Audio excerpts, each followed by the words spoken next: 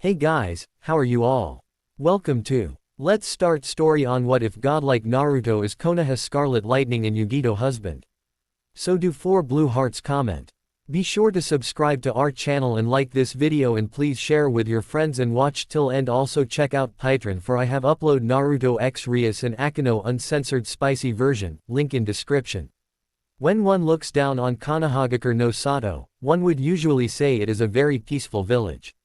Civilians and ninja alike walking, or in the case of the ninja, running parkour style. Of sorts across rooftops, around the village handling business, going off to eat somewhere or in the case of the ninja go to and from places for missions and the like. However, if you are a certain orange wearing, ramen loving, pink haired bitch, I mean girl lover in his mind at least named Uzumaki Naruto, well, you'd be wrong. Because said orange wearing ninja would currently be falling down a ravine. In this case, in the words of Naruto himself, a bottomless ravine. Why, you might ask? Because the thoughts of his supposed sensei, a one self-proclaimed super pervert Jiraiya of the Sannin. Said Sannin believing the only way for said boy to use his furry tenant's chakra and actually summon something bigger than his thumb is to put him in a situation that would undoubtedly kill him. Let's peek in on Naruto now, shall we? In the training fields surrounding Konoha. "Goddamn you, Ero Sannin," yelled our falling blonde hero. "If I survive this, I'm gonna kick him so hard in the nuts. He'll never be able to piss anything but blood for the rest of his days." Where the following thoughts of our blonde Jinchuriki. However, there thankfully is a god, or in this case me, that took light pity on the Kyuubi's container and decided it was time for a change. Shortly following his most recent thought, Naruto in a last-ditch effort to survive reached out for the ravine walls only to but shred his right arm on the very thick and sharp spikes of rock jutting from the sides. Thankfully this had the bonus effect of causing so much pain to the poor Uzumaki that he near instantly blacked out. Naruto's mindscape, i.e. Kyuubi's third home. "Oh, my head," said a very dazed and sore Naruto. As he stood up, he looked around to find himself in a very dank dark sewer filled with leaky pipes. And a cage with the word, seal, written on a piece of paper in the middle that kept the doors shut. "Great, in the sewers, fan-freaking-tastic," he said with much sarcasm. Only to hear a very deep and dark laughter following his comment. Looking in said direction only to see what he had believed to be dead only less than a year ago, the giant nine-tailed fox known to all as Kyuubi. "Shit," Naruto said with much annoyance and slight worry. "You know, it's funny you would say such a thing, seeing as this is your mind," states the Kyuubi with what many would call amusement in his voice. Realizing his last words, Naruto sweat drops at that. "Well, since you made it this far, I can only guess you're here to demand some of my chakra and power, like it belongs to you, correct?" said Kyuubi in what anyone could tell was a very angry and pointed tone. Remembering his current predicament outside his mind, "Hey, yeah, no wait," said Naruto, while cutting himself off at the same time. Thinking on the Kyuubi's statement, Naruto realizes just how true the Kyuubi's words are. If I take his chakra and power like this, I'd be no better than Sasuke Tem, like with how he copied Lee's taijutsu move in the prelims. Something I'm certain that he worked really hard on only for Sasuke to come around and basically steal it. With these slightly forlorn thoughts in mind, it became quite easy for Naruto to finally answer in a small voice, "No thanks. Figures your humans always want what isn't yours or power that is." "Wait, did you just say, no?" said Kyuubi. No, saying he was a little surprised would be an understatement. It'd be like saying Kishimoto only has a small liking for the Uchihas. So yeah, big understatement. "Can I ask why?" said the Kyuubi, who if he was human would be raising the people's eyebrow. "1. Well, I was planning to demand it from you since you are kinda living in me, but the way you stated how I'd demand it like what was yours as mine doesn't actually sit well with me.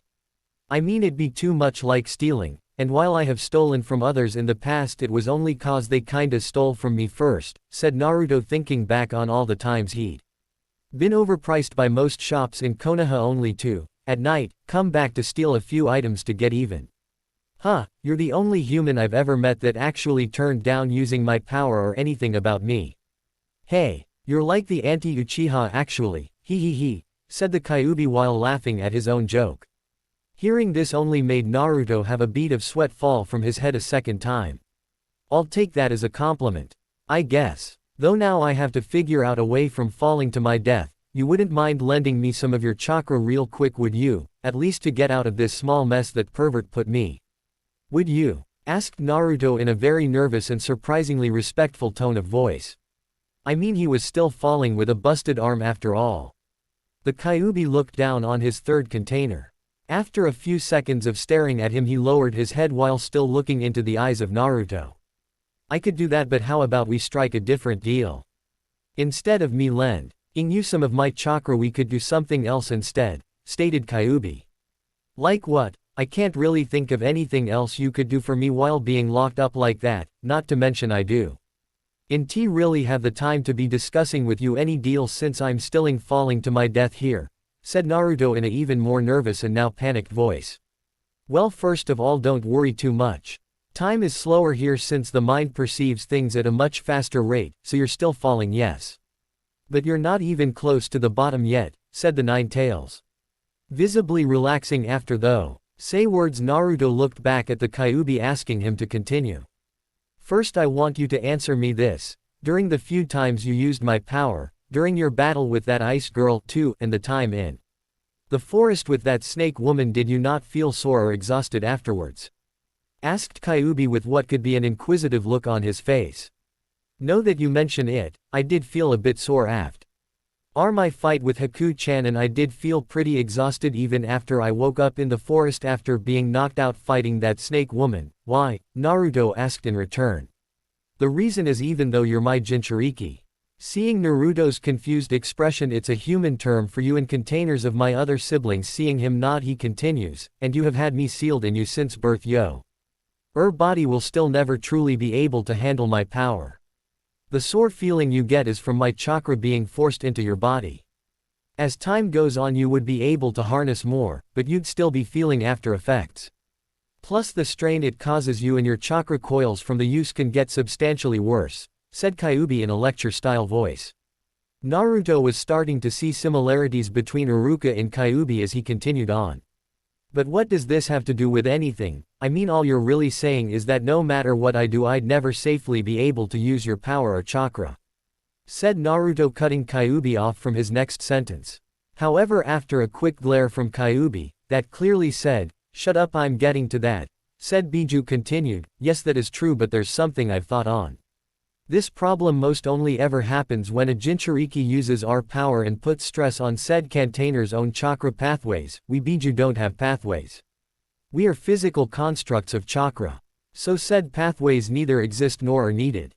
But if we use the chakra in another way that doesn't need it to either stay in your pathways for long or forcible change your body, you might be unaffected by it at all," said Kyuubi. But how would that be possible, let alone work? Questioned our confused Uzumaki. I'm not fully certain myself, though I imagine something like a protective article of clothing or something of similar design may work, said Kyuubi with as much annoyance at no clear answer as Naruto himself has. Thinking on the Kyuubi's words for a minute, Naruto remembered a picture he saw once while in the Hokage's office. He recalled looking at some of his Oji-san's history books, specifically ones on the samurai of Tetsu no Kuni. What about an armor, like the one samurai use? Suggested, questioned Naruto. That actually might work, said a surprised Biju. If we have my chakra running through you into a piece of armor, like a gauntlet or chest piece, it would not only fortify the armor, but it probably wouldn't hurt you very much or at all, said Kyuubi. He was actually shocked that something so simple would most likely work. There are a few problems though, said Kyuubi in an annoyed tone. Like what? Questioned said Biju's container. Well, for one, the armor would have to be made of a very strong chakra-focusing material. Secondly, it'd have to be practically covered in several powerful seals to keep my chakra from damaging the armor or creating a backlash. And finally, we'd have to do this far enough away from Konoha so no one finds out what we are doing, said Kyuubi in a very serious tone. One Naruto recognized was almost like when he saw the Sandame talking to his Anbu. Well, how do we go about doing all this? Asked Naruto. It shouldn't be too hard if what I know of the pervert that's now training you, if you can call it training, he is probably the most acknowledged seal user alive. He did train your Yondaime after all, stated the giant kitsune. Though one could easily hear the venom in his voice at the word Yondaime. Well, that could work, but I can't think of where would be a good place to train or where to get the armor I'll need. Questioned the Uzumaki, knowing full well that such materials would cost large sums of money and he's not well liked in nearly all stores in Konoha anyway. Wait, I got it. Do you remember that girl who is on the team with that Hyuga you're fighting in the finals? Asked the Kyuubi, Yumi Bushibrow's female teammate. What about her? Asked Naruto, with him pulling off the aforementioned people's eyebrow, this time around. Well, remember how she fought with all those weapons? Replied the Kyuubi, getting a nod from Naruto. He continued. Well, if you think on the amount of weapons she had, it makes one think how she owns so many, especially since weaponry seems to be her specialty. The only way she could afford these tools is if she worked at a ninja tool store or her parents run one, stated the Kyuubi. But how would I find her? I mean, it's not like we even know each other, asked the blonde. That shouldn't be too hard actually, since we know that her teammate is in the hospital. You can just head there and ask him for directions, pointed out the Kyuubi. Oh, right, Naruto mumbled while scratching the back of his head. As for a safe training area, that's probably the easiest part. Just train in that forest you were in not too long ago. Kyuubi said like it was the simplest thing in the world. Oh right, yeah, that could work. Wait, what? Shouted Naruto with both shocked and horrified expression on his face. You want me to train in that forest?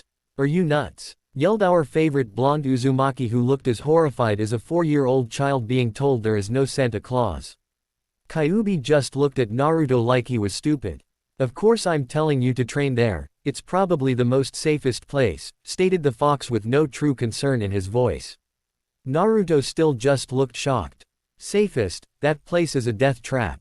Once again our hero shouted. Kyuubi just looked at him with a growing tick on his forehead. Yes, it's safest because neither your opposition in the coming tournament. Most ninja and no civilians will even step one foot into that place without good reason. We will be fine and undisturbed in there, the Kyuubi said with some aggravation in his voice. Realizing the fox's points were true, he decided not to push it. Alright, we'll try it your way, sighed Naruto. He was really not looking forward to this. It was during this silence that Naruto brought up a forgotten thought. Oh shit, I still need to get out of this stupid ravine. Yelled our orange hero. Don't worry, for this one time I'll lend you some of my chakra to summon something to get out of this damn situation. Just do me 2 favors in return, asked the kitsune. What? Questioned Naruto with a look of slight desperation on his face. When you get out, make you're the first chance you get, kick that Sannin hard in the crotch for me. Getting a nod from Naruto, he quickly continued, and as a request, I'd like it if you allowed me access to your senses so I can see the outside world easier than instead just through your memories. Kyuubi asked. How would I do something like that? Questioned Naruto. All you have to do is will it to happen, since this is your mind and body, it obeys your commands. So all you have to do is think it and it will happen here, stated the Biju. Looking at the fox for a minute, Naruto finally agreed. Alright, just will it to happen, right? He asked. Seeing the kitsune nod his head, Naruto quickly did as asked and thought, let Kyuubi share my senses. Feeling nothing happen, he looked around and saw no changes, thinking it didn't work. He looked at Kyuubi only for the fox to quickly say, don't worry, since you're kinda passed out right now, I don't sense anything either. I will once you wake up, he stated to Naruto. Oh okay. So can I get your chakra now? Asked Naruto. Yes, of course. Also, as a quick heads up, since we now have a connection, from you coming here, that is, we can no talk on the outside. All you need to do is think and I'll hear you. And I can talk with you through your thoughts, okay? Said Kyuubi. Naruto nodded at this. Alright, here's some of my chakra, summon something quickly before you become a bloody paste on the ground out there. Said the Kyuubi. 4. Alright, see you later, said Naruto as he quickly started fading back to consciousness. Giant ravine outside Konoha. Waking up in the real woe. RLD, he quickly bit back the cry of pain from the damage to his right arm. Damn, forgot about that, he cursed. Thankfully, as he was drawing on Kyuubi's chakra, it started healing his arm more quickly than it already was. Shocking our young Uzumaki hero briefly. Shaking his head and focusing on the current matter at hand, he quickly goes through the needed hand signs and using the blood on his arm cries, "Kuchio's no jutsu." "Poof! Where the hell am I?" shouted a booming voice. As the smoke clears, Naruto finds himself lying down on the head of a giant toad. Quickly noticing where he is, the gray-eyed toad boss jumps up and out of the giant ravine he finds himself in. Feeling a small weight on his head, he sees a small boy laying down on his forehead. "Alright, I did it," shouted our hero, only to collapse immediately afterwards. "Woo, that took a lot out of me. I see what Kyuubi meant by always being tired afterwards," stated Naruto, feeling the mentioned strain on his muscles and chakra from the forced, though brief, recharge brought on by Kyuubi's chakra. "Hey Gaki, why are you on my head, and where's that pervert Jiraiya at?" said aforementioned giant toad yelled. After noticing his current situation, Naruto quickly slides down to meet the summon boss of the toads face to face. However, before he even says a word, he gets quickly cut off by a familiar dark and booming voice. "Gaki, before you even shout a word, which we both know you were about to, let me remind you he's now got you resting on his head while near a massive chasm. So it might be in your best interest that you speak to him in a respectable and humble, not to mention quiet tone," said Kyuubi, knowing full well that if not handled right, his container would be knocking on death's door very early from just one swat of the giant toad's tongue. Taking in what his new partner said, Naruto halts his words for a second to try to get the giant toad to not give him a reason to drop him back into the gorge. With a calm smile on his face, masking his nervousness, he says, "Well, I'm not sure where Ero Sanin is, but, it was me who summoned you, Gamabunta-san." Following his words, there was a tense silence, followed by a very loud and slightly mocking laugh. "Ha ha ha ha ha ha ha ha," laughed said Boss Toad. "You expect me to believe a small and young Gaki like you summoned me, the boss summon of the toads?" "Ha ha ha ha ha," said Toad while continuing to laugh. Now it's obvious that these words pissed off Naruto quite a bit. After all, living the life he has, it's not exactly uncommon for him to be put down, mocked, and having nearly everyone constantly saying and questioning his abilities. However, deciding to still keep with Kyuubi's advice, he decided to take the high road and try to prove the legitimacy to his claim. "Listen, if you'll at least give me a minute, I can give you proof I did summon you. Would you at least give me that?" asked our tired blonde. Well, you say you can prove it, I'll give you the benefit of the doubt at least for the moment. However, if you can't prove your case, I'm gonna step on you, got that?" said the boss of the toads. While it seemed kinda harsh, one has to realize that Gamabunta is still the toad summon boss after all and has one of the highest chakra costs in his clan. So it's not too hard for him to believe some punk kid summoned him when it'd take the chakra of a high Junin to do so and not be out like this kid was now. "Alright, well, for starters, if I didn't summon you, where is Ero Sanin right now? I mean, if he summoned you, would it not be bad for him not to be present to explain why he would need to summon you for? Also, if I didn't summon you, then how would I get on your head? And lastly, since you're the boss summon of the toads, that means you know every name that appears when someone signs your contract, so you could easily check and see my name, Uzumaki Naruto, on it," stated Naruto with a bright smile on his face, believing he covered any bases that Gamabunta would use to deny him signing and summoning him here.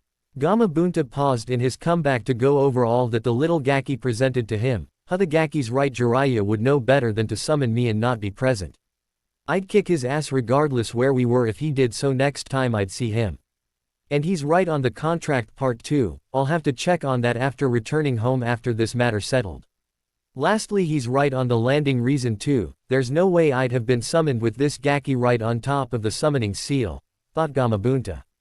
With all these facts presented to him, Gama had no real way to refute his claim. Then, remembering the name he went by, his eyes widened. "No way, he can't be their child, can he?" Looking up at the boy for a more accurate look at him, he nearly gasped in surprise. As Naruto was lying down on Gamabunta, he remembered a very similar scene to when another young blonde boy summoned him for the first time. Well, I'll be damned, he looks almost exactly like Minato. Even more if those marks on his face are to go by, then he's that same boy. The same one from that terribly night all those years ago, thought a quite sad Toad. There's no doubt in my mind he's their child. That means the pervert is actually doing something for the boy. No, Kami only knows how many times Shima and Fukusaku have told Jiraiya he should be having a more active role in the boy's life.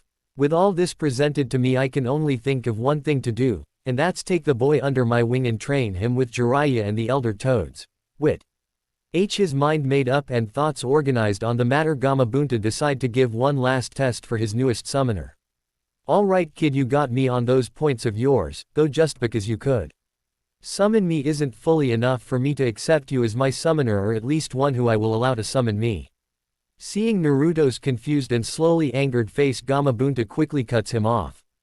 Before you get all angry at me, let me finish. As I am the boss, I'll give you one test to prove you're worthy enough to summon me. Challenge the boss toad. Whatever it is, I'll ace it. Accepted. Naruto, who got back to his feet at this point while staring challengingly into the giant toad's eyes. Spunky Gaki, aren't you? Well, the test is pretty simple. Stay on my back with what little strength and chakra you have left. You have to stay until sunset. Do this and I'll have no problem with you summoning me and the other higher ranked toads. Got it?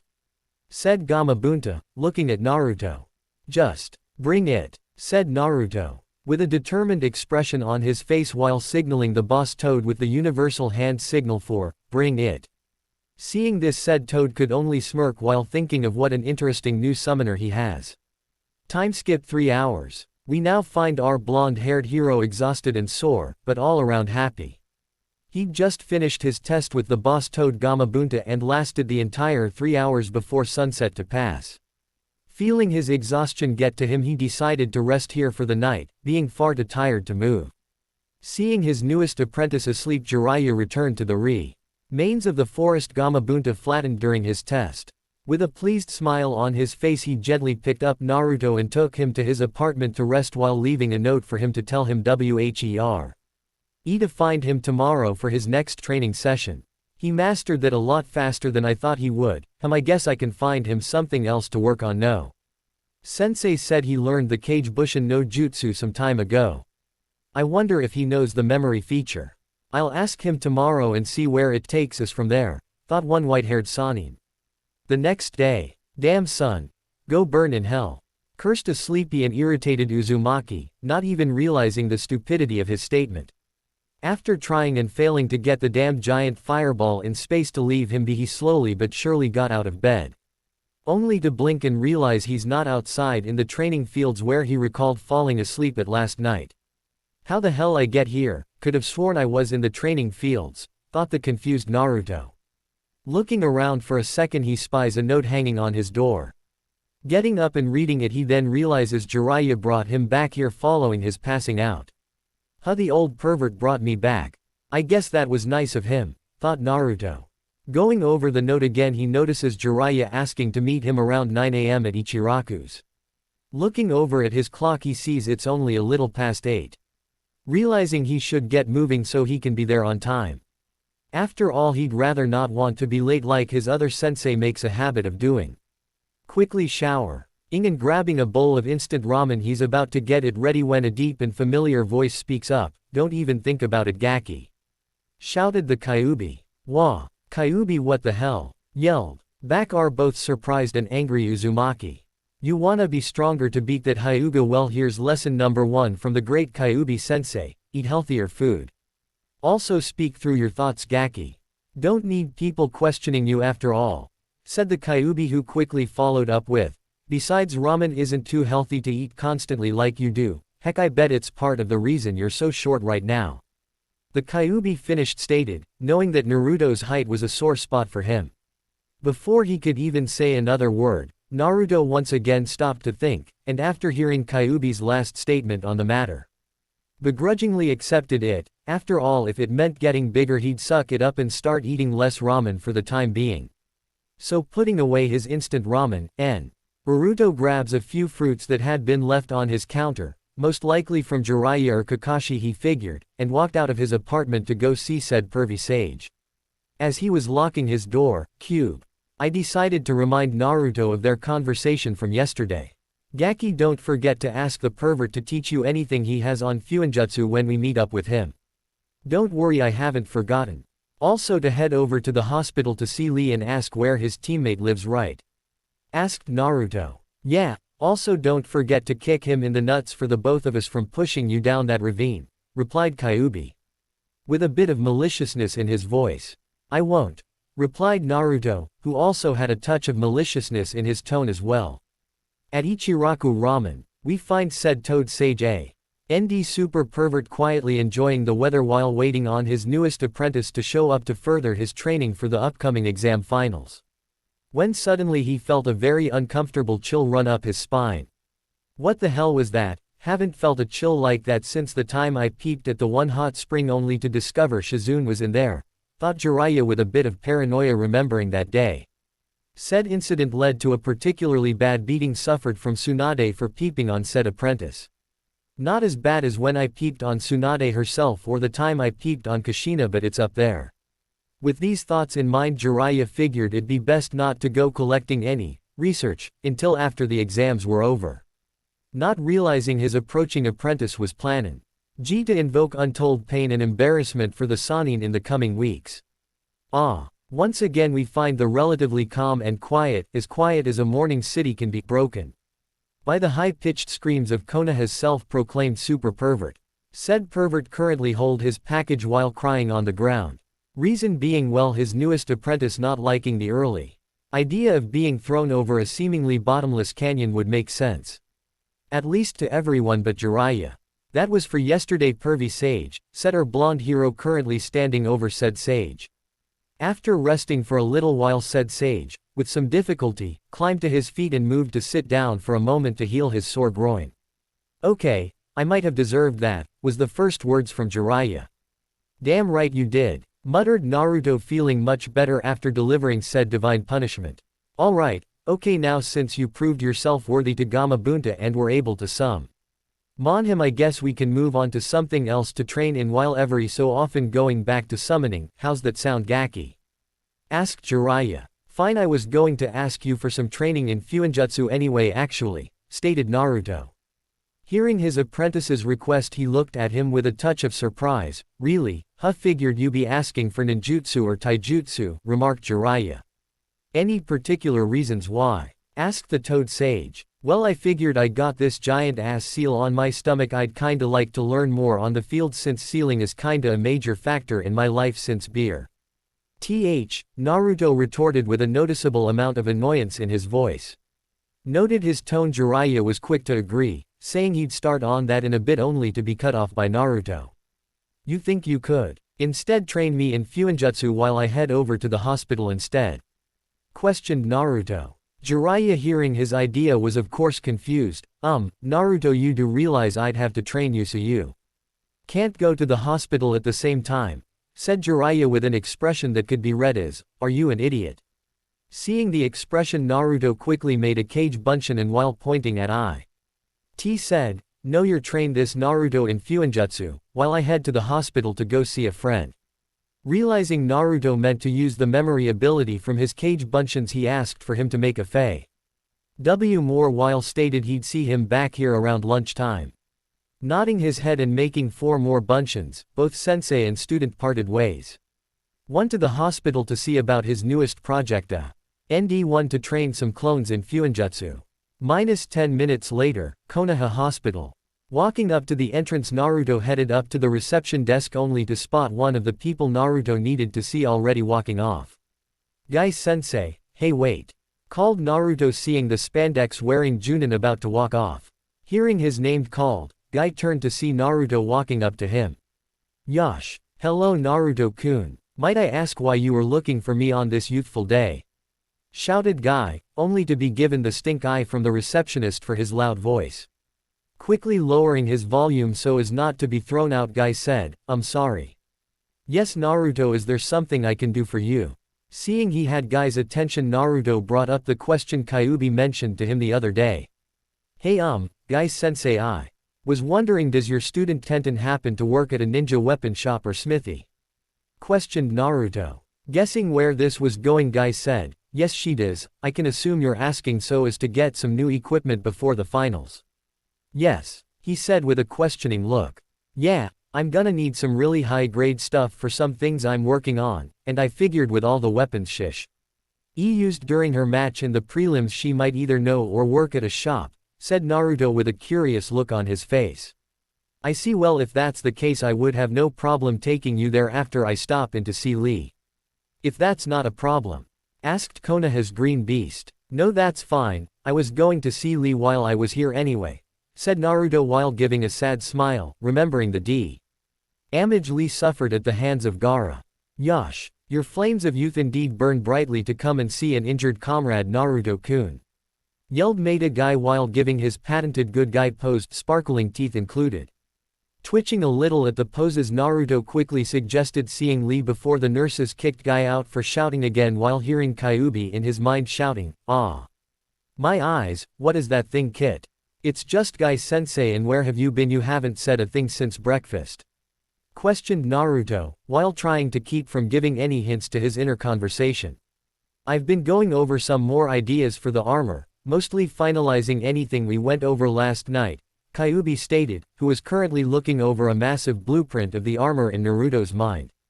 Thinking back on last night's events, Naruto recalled his and Kyuubi's design ideas for the armor as Naruto slept.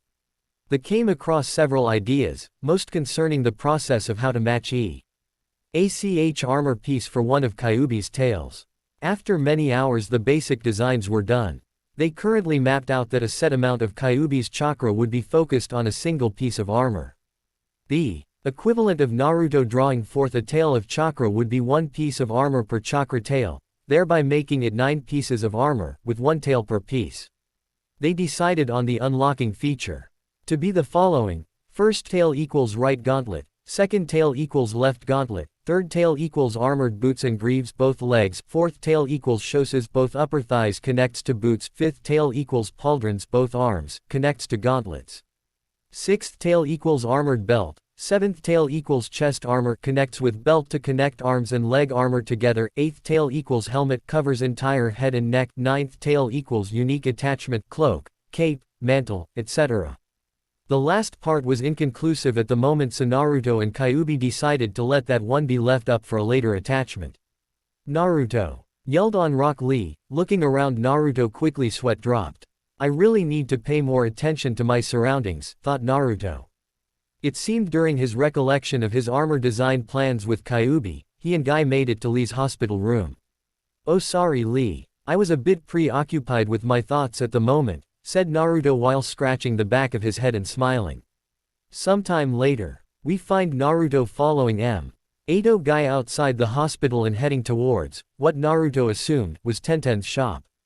After walking for a good couple of minutes we find our hero and his guide outside a plain and non-descriptive shop between the ninja district and civilian district. Naruto was about to mention it before Guy cut him off. I know the place seems pretty plain, Naruto-kun, but I can assure you that this shop is go-to for any decent and acknowledged ninja, said a surprisingly serious Guy. Only to ruin it by following up with, Yosh, no, let us stroke the flames of youth in you, Naruto-kun, with some new equipment, shouted an excited Guy. Sweet dropping at the overly excited Junin, Naruto followed him inside, only for his jaw to drop through the floor at the amount of armor, weapons, and standard ninja equipment lining the walls and in racks around the floor. Hell, even the ceiling had ninja stuff of all kinds hanging from it and on high-rise displays. Hearing the sound of people chuckling, he turned to see Guy, Tenten, and an as of yet unknown man, probably the owner, Naruto thought, looking in his direction. Walking over to the trio, he got a good look at the man. He wore a dirty tan long-sleeve D-shirt covered by an even dirtier brown smock, a pair of loose black pants, and on his feet heavy-duty boots. Regardless of his rather plain outfit, the man was all but plain-looking. He had a rather angular face with a well-kept beard and sharp brown eyes, the same shade as Tenten's. Must be related, thought Naruto. To top it off, he had a very muscular build and short straight black hair. 1s. Oh Guy, is there a reason for you stopping by with the kid? I already resupplied you with your usual gear last week, so I know you can't have run out yet, questioned the large man. No, I'm still quite alright, Dustin. I actually came to help Naruto-kun here get some new supplies, answered Guy with his signature pose. Sweet dropping at her sensei's actions, Tenten turned to Naruto, who was checking out several pieces of armor on the wall. Interested in armor? You know that stuff won't protect you from Neji-kun, right? said Tenten with a bit of an arrogant tone and smirk on her face. Well, you nay. Veer no, besides it doesn't say anything good for you if you can stand there and belittle me, yet not only am I in the finals, something you aren't, but I'm also fighting for Hinata. Someone your team M8 almost killed who happens to be his own family, stated Naruto with a bit of venom in his voice while looking at Tenten with an angry expression on his face. Hearing his, Dustin looked at his daughter with no amount of disappointment on his face and in his words. Tenten, you never told me that part of the prelims. Why? Dustin questioned with a little bit of anger. Realizing she was put on the spot and how her words came out, Tenten quickly said, sorry, I guess that came out kinda mean. I didn't mean to offend you, I guess I'm just not used to Neji-kun acting so terrible is all. Seeing she did seem apologetic, Naruto said, it's fine, though if one listened close enough they could tell Naruto was by no means truly accepting of Tenten's apology. Trying to break the uncomfortable silence in his shop, Dustin turned to Naruto and decided to ask what he was looking for. Well, I actually wanted to ask if you had any high-grade chakra metal. I need quite a bit for a project I'm working on, asked Naruto. We have quite a bit of the stuff, but it's really expensive. I don't think you would have the funds to buy enough to make even a single gauntlet made of the metal, said Dustin in an apologetic tone. Realizing he forgot he most likely didn't have the money to pay for the armor, Naruto was quick to start panicking, only for Kyuubi to cut in on his thoughts. Kit, calm down, I realized you might not have the necessary money already. Hearing this, Naruto was of course not happy. What do you mean you already knew this? Why didn't you tell me before? Thought Naruto, who started to get a bit angry at the lack of forethought on the Kyuubi's part. Like I said, calm down. There's an easy way around this. Now repeat what I'm about to tell you to this, Dustin, stated Kyuubi. Back on the outside, Naruto, seeing the looks he was getting, quickly repeated Kyuubi's words. Look, I know I don't have the money, but is there a way I could work out some kind of plan with you, like, say working for you to pay off the Ryu I'll need to pay you for the metal? Asked Naruto in a humbled tone, while lowering his head. Hearing Naruto's proposition, Dustin gave it a bit of thought. Well, I sue. LD always use another pair of hands around here, and if what Iruka and Guy have told me of the boy is true, he's a very hard worker, I guess it could hurt to give it a try. Coming to a decision, Dustin looked at Naruto with a stern look upon his face. Alright, here's the deal, I'll agree to letting you work here if you pass a test. If you pass it, I'll hire you and we can work out you paying through your work here on the metal. If you fail, we'll instead work out a payment plan that has you paying me back over an extended period of time with the money you make through missions. How's that sound to you? Asked Dustin. Tenten looked at her dad in surprise. You're not really thinking of having him work here, Dad? Asked Tenten. Looking over at his daughter, he said, of course I am, with you being an active kunoichi for over a year. No, I've been slowly falling behind on my jobs. With an extra hand I'd hopefully get back on track without having to hire a worker and pay at the same time. Working. This deal with Naruto gives me a chance to hire an extra hand without technically paying him, stated a straight-faced Dustin. Looking back at Naruto, he saw a determined face looking right back at him. Challenged accepted. Where the next words from our orange-dressed hero. 2. Hearing the words and seeing the determined Jinchuriki pointing at him put an amused smile on Dustin's face. Well then, let's see what you're made of, Gaki. Follow me to the back. -2 hours later, we now find ourselves standing in Dustin's smithing room. Currently going over a small group of kunai and shuriken is said blacksmith, while both Naruto and Tenten wait to the side, Guy having left, having to go check on Neji's training at the Hyuga compound. The expression, looking over with a fine-toothed comb, did no justice to how much detail and inspection Dustin was giving to the small weapons he had Naruto forge as his test. I think I speak for most of you when I say there is no doubt that blacksmithing in the Naruto verse is different, so I'm just guessing here. After what felt like hours for the young genin, but really only a few minutes, Dustin stepped back and turned to look Naruto right in the eyes. Noting his nervous expression, though well hidden, Dustin spoke. While they probably won't be put up for sale.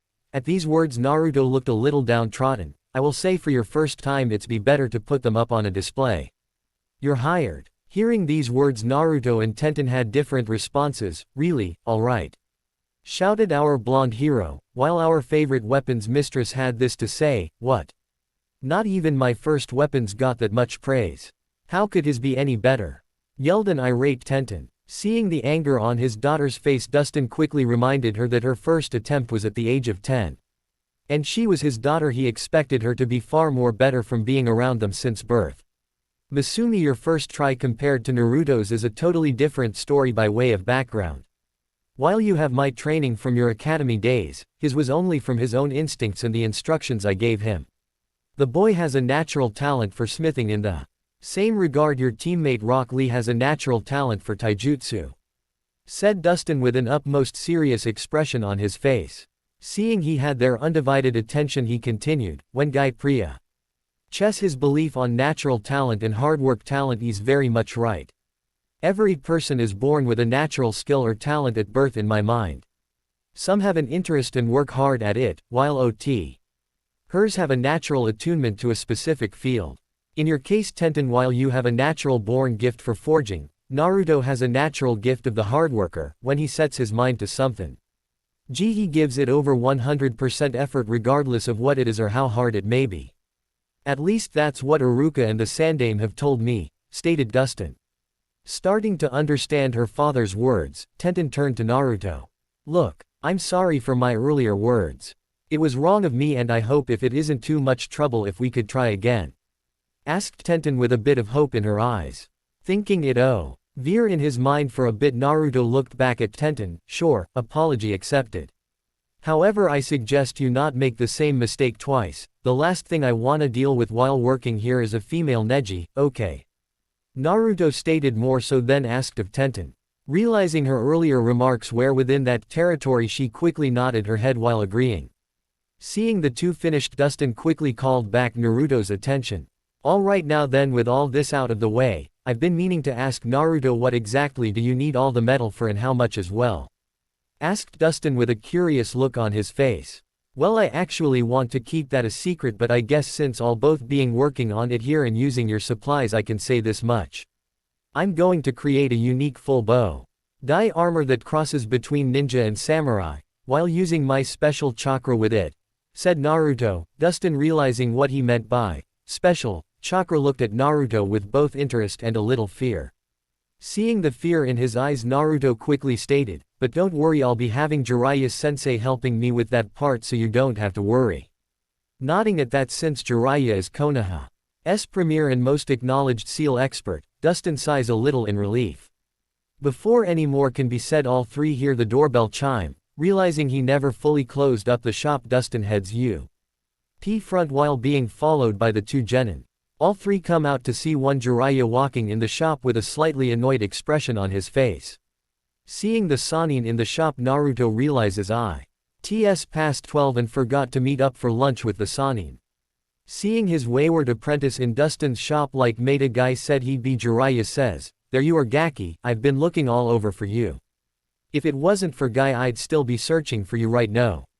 Sorry Ero Sannin, but I was busy with a test of sorts with Tenten's dad here, said Naruto while pointing at said blacksmith. Looking at Dustin, Jiraiya quickly smiles.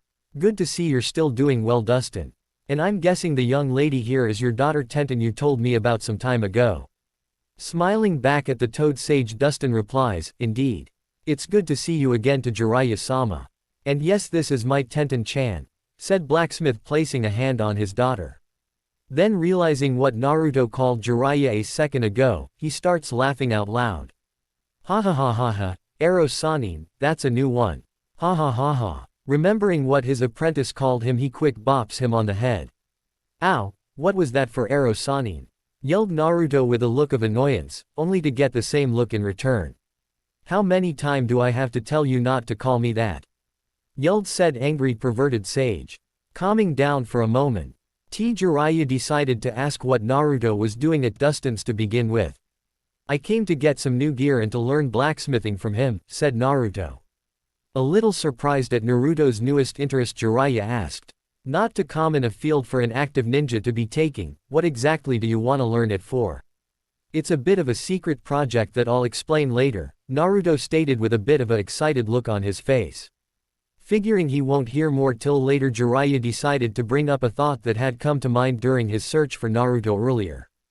Hey Gaki, I've meant to ask beside Neji and your teammate the Uchiha who else is in the finals? I ask cause you might need to plan a few things for your later opponents if you beat Neji, stated Jiraiya with a serious look on his face. Realizing the benefit of being prepared for his other future matches, Naruto quickly listed off the other matches and his future opponents. Well, first off, regardless of what anyone says or believes, I am beating Neji. But the other people in the tournament are my teammate Sasuke, my former classmate Aburame Shino, the team from Suna, Gaara and his siblings Temari and Kankuro, a girl from Kumo named Yugito 3. And an Oto Kunoichi named Kin 4, replied Naruto. Well, I'm sure you saw all their matches in the prelims, right? Asked Jiraiya. Receiving a nod from Naruto, he continued, Right then, what's the styles that they all used? Thinking for a few seconds, Naruto replied, well, I already know how Sasuke fights, and since he's being trained by Kakashi, he most likely will focus mostly on ninjutsu. Getting a nod from Jiraiya, Naruto then said, and Gaara uses his sand for attack and defense while not moving at all. His sister uses wind jutsu through her fan and his brother uses a puppet. Neji is all Juken in his bloodline, the Byakugan. Shino relies almost solely on his bugs for combat, and that girl Yugito uses fast taijutsu and a mix of fire and lightning jutsu. The last one, Kin, uses genjutsu and her flexibility while relying on Senbon more so than kunai or shuriken. Taking on a thoughtful expression, Jiraiya then asked, this Kin girl, who did she beat in the prelims? Remembering that particular match, Naruto said, my old classmate Shikamaru. Why? Trying to remember the name, Jiraiya's eye widened. Wait, you don't mean Shikamaru Nara, right? Hearing the surprise in Jiraiya's voice, Naruto raised an eyebrow. Naruto obviously doesn't smell what Jiraiya's cooking. I know, bad, so sue me. Alright Naruto, tell me exactly what happened in that match, okay? Hearing the shock in his voice and seeing it on his face, Naruto began to recount the match from the prelims. Urashi hops into the DeLorean, time for a flashback, shoots off into the past. Flashback, Forest of Death Tower, Chunin exam prelims. Nara Shikamaru vs Tsuchi Kin, up to the finish.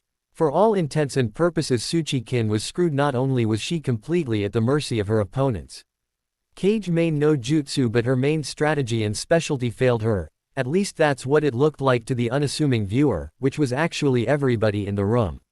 You see, during their brief fight in the forest, Kin noticed two subtle but noteworthy weaknesses to the Nara's jutsu. First, he must stay completely focused on his target, and secondly, he can be overpowered if done correctly. Now why? You're probably wondering how one overpowers the jutsu correctly. Well, it's quite simple really. If one has more strength in a muscle area that trumps another's, it's easy to believe that they can overpower the other. A good example would be if one person shows noticeable muscular strength in their arm while another doesn't. It's right to assume the one that has said muscularity can beat the one without any in an arm wrestling match.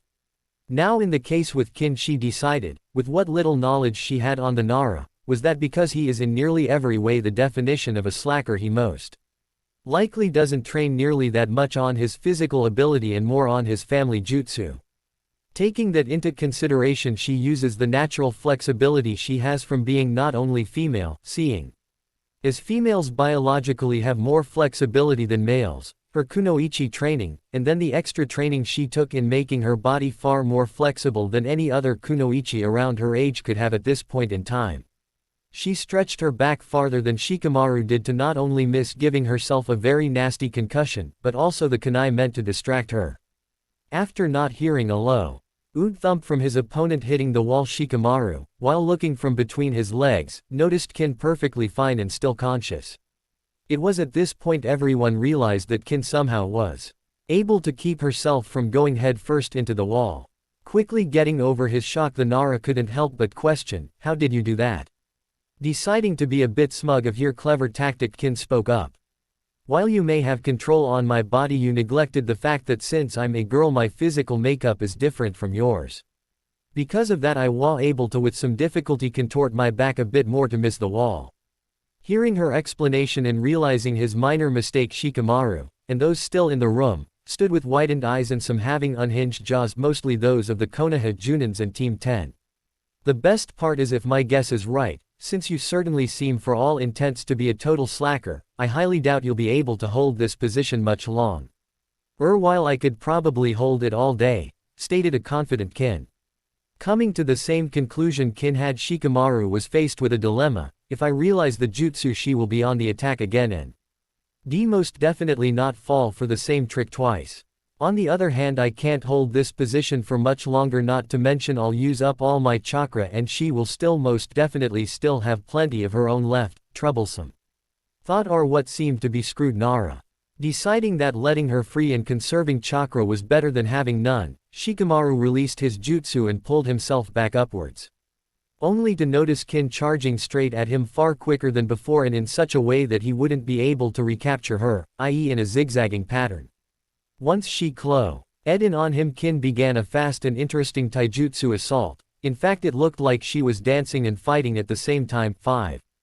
During this assault, Shikamaru was forced completely on the defensive, which is to be expected since as a clan that's unique jutsu is for support and capture taijutsu ain't really high on their skill list. However, that's when something odd began to happen as their taijutsu battle continued. Shikamaru started, for almost no noticeable reason, to slow down.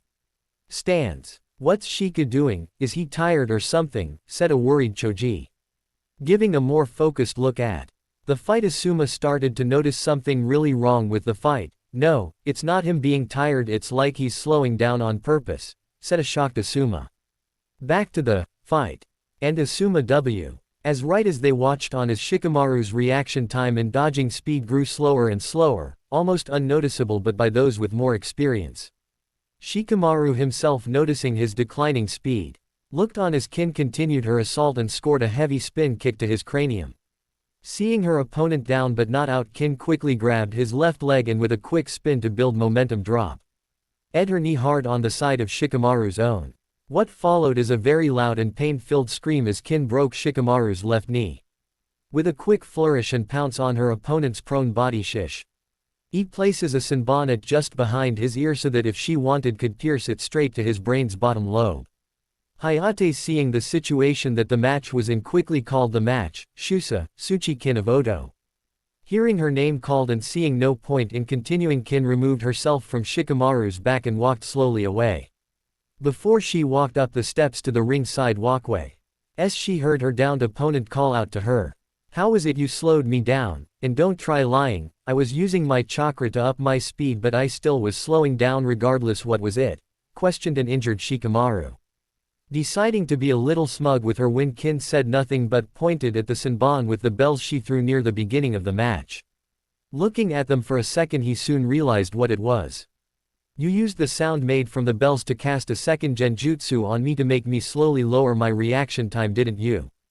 Shikamaru stated more than questioned. Once Ain not answering, Kin just turned around halfway to give a small smirk at him, figuring out her subtle tactic. It was at this point Naruto himself summed up all that just happened with one word: damn. Flashback: and Arashi returns in the DeLorean. Well, that was interesting, raise your hand if you saw that coming. Back to the present, Naruto having just finished his recap of that match in the prelims to a stunned Jiraiya. To think she not only outsmarted Inara but followed up with a simple yet effective attack to keep him from getting another chance to fight back. She's a clever one, stated the sage. Hearing a quick cough from behind them, teacher and student turned to realize that during their conversation they forgot about the Arised 6. Well, before we get any further off track, Iya-sama, I still need to set up a work schedule with my newest apprentice, stated Dustin. Understanding this, Jiraiya replied, well, if that's the case, let me give you a hand, since if he's gonna be OT only training with me for the finals but working under you, we'll need to come up with an easy to follow but effective schedule, won't we? Nodding at that, Dustin had Jiraiya follow him to the front desk to work out an effective schedule for Naruto to use during the rest of the month. Before leaving with Jiraiya to the front desk, Dustin quickly turns to Tenten. Masumi, could you take Naruto to THE storage room and see if there's any weapons he might have an interest in using outside of his standard kunai and shuriken? Dustin asked. Sure to-san. Turning to Naruto, follow me to the back, Yuto will see if you have an interest in using something new for a change, stated Tenten while leading the young Uzumaki away from the front of the shop. His curiosity piqued at the apparent insistence of Dustin and Tenten at him using a new weapon. Naruto decided to speak up on his thoughts. Why is me using something else than my kunai or shuriken seem so important to you and your Tusan Tenten? Questioned Naruto. Quickly understanding his lack of knowledge on her family's trade, Tenten stated, "It's usually customary and a sign of acceptance in both my family and in blacksmithing to bequeath to one that's going to learn under the master a weapon previously forged or owned by the master." Starting to understand the importance, Naruto continued following Tenten to the back of the building, till they came to a sealed-off metal door. Naruto watched as Tenten took a kunai that she had grabbed from the front and lightly cut her hand to spread some of her blood on the door, only for a large ND complex seal to appear, then turn from a dull red color to a soft green before once again fading from sight.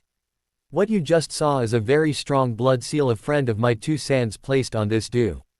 Or in around the whole room to keep people from trying to steal or more rare and treasured weapons, asked Tenten when noticing the confused expression on Naruto's face. Pushing the door inwards, she led Naruto into a massive collection of weapons of all shapes and sizes. Tenten turned to Naruto and started talking again. "Alright, here is my family's prized armory. We only allow those who are close. Say to my family or those who are special in some way in here and allow them to have only one weapon. You can take your time in here, but remember to only take one." "Okay," she said with a very serious look on her face. Nodding at her request, Naruto slowly but surely looked around the massive collection, seeing if any weapon felt right in his hands. After searching for almost half an hour, Naruto came across an odd sword hanging in the back. What made it odd is that most he's seen had either a cord or cloth wrap on the hilt, but this one was different. It was a simple in appearance katana around 42 inches long from hilt to blade. A circular golden guard in the shape of a coiling dragon. But the most unique feature was the handle. As mentioned above, it wasn't either a cord or cloth wrap but add an ivory dragon with its mouth closed at the end of the hilt. 7. Feeling an odd pull with the katana, Naruto grabbed the handle and scabbard and drew the sword. The blade was amazing in its simple appearance, being a simple but very well polished steel that looked like it could slice with no trouble through the toughest armor. As he examined the blade, Tenten came to check and see if Naruto found anything. Upon seeing him holding the katana, she said, "Well, I guess you did find something after all. Let me get a look at it." Hearing Tenten's speech slow, Naruto turned only to see her staring, both shocked and amazed at him. Finally getting a little bit under control, she quickly asked, "Naruto, did you just draw that blade from its sheath?" Not fully understanding what's wrong, Naruto said with a confused expression, "Yeah. I did. Why?" What followed was a scream that made Naruto feel like it was Sakura he was talking to and not Tenten. "Tou-san, come here now." Only a second later did Dustin and Jiraiya come bursting into the armory, both looking around and acting as if they were about to be attacked. Seeing his daughter, he quickly ran to her to ask what was wrong, only for Tenten to point at Naruto. Dustin turning to Naruto only to gasp in shock at what he was seeing. Repeating the question Tenten asked earlier, "Naruto, did you draw that sword?" Once again Naruto repeated with a yes. As Dustin and Tenten started getting over their shock, Jiraiya decided to ask the question on his and his apprentice's mind. "What's the matter, Dustin? What's so important about if Naruto drew the katana?" "Jiraiya, that katana has been in my family for 5 generations, found by my great-great-great-grandfather. In that time none in my family have ever been able to unsheath that blade. We even had others try, and still no one. Heck, I even had your former teammate Tsunade-sama give it a try. She used all her super strength and it didn't budge at all." Hearing his explanation, Jiraiya too looked at Naruto with a surprised look on his face. During all this, Naruto still just stood there holding the katana in his right hand, still drawn. Only to hear Kyuubi in his head say, "Kami, damn kid, you sure are full of surprises, aren't you?" Naruto could only look at the katana he held in his hands and just wondered what other new surprises awaited him, with only one last thought coming to mind: this month isn't even over yet. After the silent moment about Naruto's new sword, things slowly went back to normal, well, as normal as a ninja village can be. We find Dustin and Jiraiya back near the front of the store going over their planned schedule about Naruto's training and work hours. Adding in that he'll need Kenjutsu training now to supplement his katana, they quickly rework the schedule. Tenten gives Naruto a more detailed tour of the smithy. Alright, I think we covered everything necessary for the rest of the month and half Naruto's has before the finals, said Jiraiya. Yeah, I believe so. We got pretty lucky that Sandaime-sama gave the Genins an extra month to train for the exams, stated Dustin while giving the schedule one more look over. Indeed, it would seem that because the participants in the Chunin exam finals being quite diverse and many, it was decided, with some aid from the Fire Daimyo, that the finals would be pushed back one more month. This was mostly for several daimyos who were from further countries like Tsuchi and Mizu to be given the needed time to reach Konoha and give them time to make sure there was no disturbances in their countries during their time of absence. I think we got everything covered. Let's get Naruto in here so he knows what's going on, said Dustin. Turning towards the back, Dustin yelled out, Naruto, come up to the front. Me and Jiraiya have finished up your schedule up till the finals. Not a second later the two heard a quick, be right there, from Naruto. After a few seconds, Naruto and Tenten come out from the back of the shop. Looking expectantly at the two, Jiraiya speaks up, alright Gaki, as you know you've got about 6 weeks to prepare for the finals. In that time me and Dustin have prepared your training schedule and working schedule. No, after working out the math it's been proven that you won't be able to pay off for the armor in that time. So Dustin has worked out that, at least, you'll be able to Why for 2 gauntlets made of the different metals needed for your little project. Seeing Naruto about to object, Dustin quickly cut in, now that doesn't mean we can't make the rest, but it would take more time than the needed to build, so instead we'll focus on the rest after finals, okay? Understanding what they were saying and hearing Kyuubi agreeing to the matter, Naruto nodded his head in acceptance. No, here's your schedule for the next 6 weeks Gaki, look it over first before we go any further, stated Dustin, while handing the paper over. Taking it in hand, Naruto looked it over. It read, mornings, 6 o'clock to 6:30, wake up and breakfast. 6:30 to 7 o'clock, warm-up stretches. 7 o'clock to 9 o'clock, multiple exercise, physical and chakra. 9 o'clock to 11 o'clock, morning practice. Training with Jiraiya. 11 o'clock to 11:30, cold down exercise. Afternoon. 11:30 to 12 o'clock, lunch break. 12 o'clock to 4 o'clock, working at Dustin's shop. 4 o'clock to 6 o'clock, practice in the forge, also adds into physical training. Night. 6 o'clock to 7 o'clock, dinner. 7 o'clock to 10 o'clock, night practice. Training with Jiraiya. 10 o'clock to 11 o'clock, work on armor. 11 o'clock to 6 o'clock, shower and sleep. Schedule will change corresponding to days. Stands for what will be done during morning and night practice, changes are shown below. Sunday. Morning taijutsu, night genjutsu. Monday. Morning kenjutsu, night fuinjutsu. Tuesday. Morning taijutsu, night ninjutsu. Wednesday. Morning kenjutsu, night fuinjutsu. Thursday. Morning taijutsu, night ninjutsu. Friday. Morning kenjutsu, night fuinjutsu. Saturday. Morning taijutsu, night genjutsu. Note: mornings are for physical training while nights are for chakra-related training. After reading through the list, Naruto developed a very noticeable sweat on his face. This seems a bit full, don't ye think? Asked a very nervous Jinchuriki. I mean, seriously, do they expect me to handle all of this for 6 weeks straight? Not to mention that there is almost no time to do anything, thought our blonde hero. Smirking a little at his slightly freaked out apprentice, Jiraiya says, don't worry too much Gaki. We already planned out that the 2nd, 4th, and 6th Saturdays of the week will be your resting days. Dustin followed up with, yeah, not to mention when you're working at my hop you'll only be doing minor labor tasks like sweeping, storage, checking up on deliveries, and so on. So not much, and there will be at no point, unless something comes up, that me, Tenten, or my IFE won't be there for you to ask for help or work alongside, understood? Realizing there will be no way to change it, Naruto quickly nodded his head. Seeing he understands how everything will be working out from now till the finals, Jiraiya decided to end things and send Naruto home for the day. Alright Gaki, as it stands it's already pretty late in the day and both me and Dustin need to prepare things for the rest of the month and next month.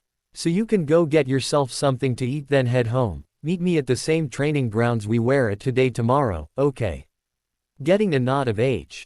His head Jiraiya handed Naruto a few ryos to buy himself dinner, having seen he hasn't got much in his refrigerator earlier today, and sent him on his way. A few minutes later at Ichiraku's. We now ND Naruto enjoying what will be his last bowl of ramen for several weeks, seeing as both Jiraiya and Kyuubi have threatened no training if he eats any from tomorrow to the day of the finals. Something we was still pissed off about. Not that either Kyuubi or Jiraiya cared in the least. Well, no, everything's in place though. With me working at Dustin's I can no start building my armor, though. With the amount of time I'll actually have to build it, I don't think I'll be able to finish much at all. Where Naruto's thoughts on his current situation about his training schedule. That may be true, Ikit, but it'd be best if we just stick to building one piece then finish the rest after the exams. My suggestion is working on your dominant arm gauntlet. Alright, said Kyuubi. Hearing his tenant's opinion, he was quick to agree since it made the most sense to him at this point. As he sat there eating his ramen, a question came to mind about Kyuubi. By the way, Kyuubi, why is it that you've been so helpful? I mean, after all this time I kinda expected you to be angry and planning ways to either escape or eat me, or both actually, he thought. Hearing his comments, Kyuubi was quick to sweat drop at the last words. Well, to be honest, Kit, the ideas did come to mind early on in my imprisonment, but to be honest, after all this time I figured that if violence and anger didn't get me anywhere, I figured, why not try to do things a little bit differently? So I decided when we'd finally meet face to face I'd at least give us a chance to get along like partners. Hearing Kyuubi's words, Naruto started to realize that while he was cursed to be alone for much of his life, Kyuubi didn't have it much better being trapped for Kami knows how long within his body. I see. Well, if that's the case I'm glad we can agree to a partnership and work together like this. Kami knows if there's one thing Oji-san has been telling me forever is to always give everyone a second chance. And if the village RS deserve one for all they've done to me, I'd be no better than them if I didn't give you the same chance, right? Our blonde Jinchuriki thought with a smile.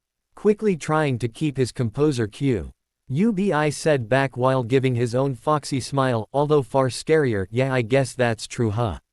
However, this moment would be unknowingly broken by a yell of Naruto. Jumping a little in his seat, Naruto turned to see Ayame looking him in the with a bit of a worried look on her face. Seeing the look, Naruto quickly said, "Sorry Ayame Nichan, were you saying something?" In his mind, Kyuubi CKLY face pod while muttering under his breath, "Baka." Looking at Naruto with a mixture of slight annoyance and worry, she decides to get him back on track. I asked, "Do you want another bowl?" "So do you." Noticing his empty bowl in front of him, he decided, with a lot of mental struggling, "No thanks." Noticing his slightly forced smile, Ayame decided to call him out on it. "Your voice may say that, but that fake smile says otherwise. Naruto, are you okay?" Deciding it wouldn't hurt anyone if he told her of his training for the finals and how his sensei forbid him from eating any more ramen till the day before the exam finals. "I see. Well, that's a little depressing.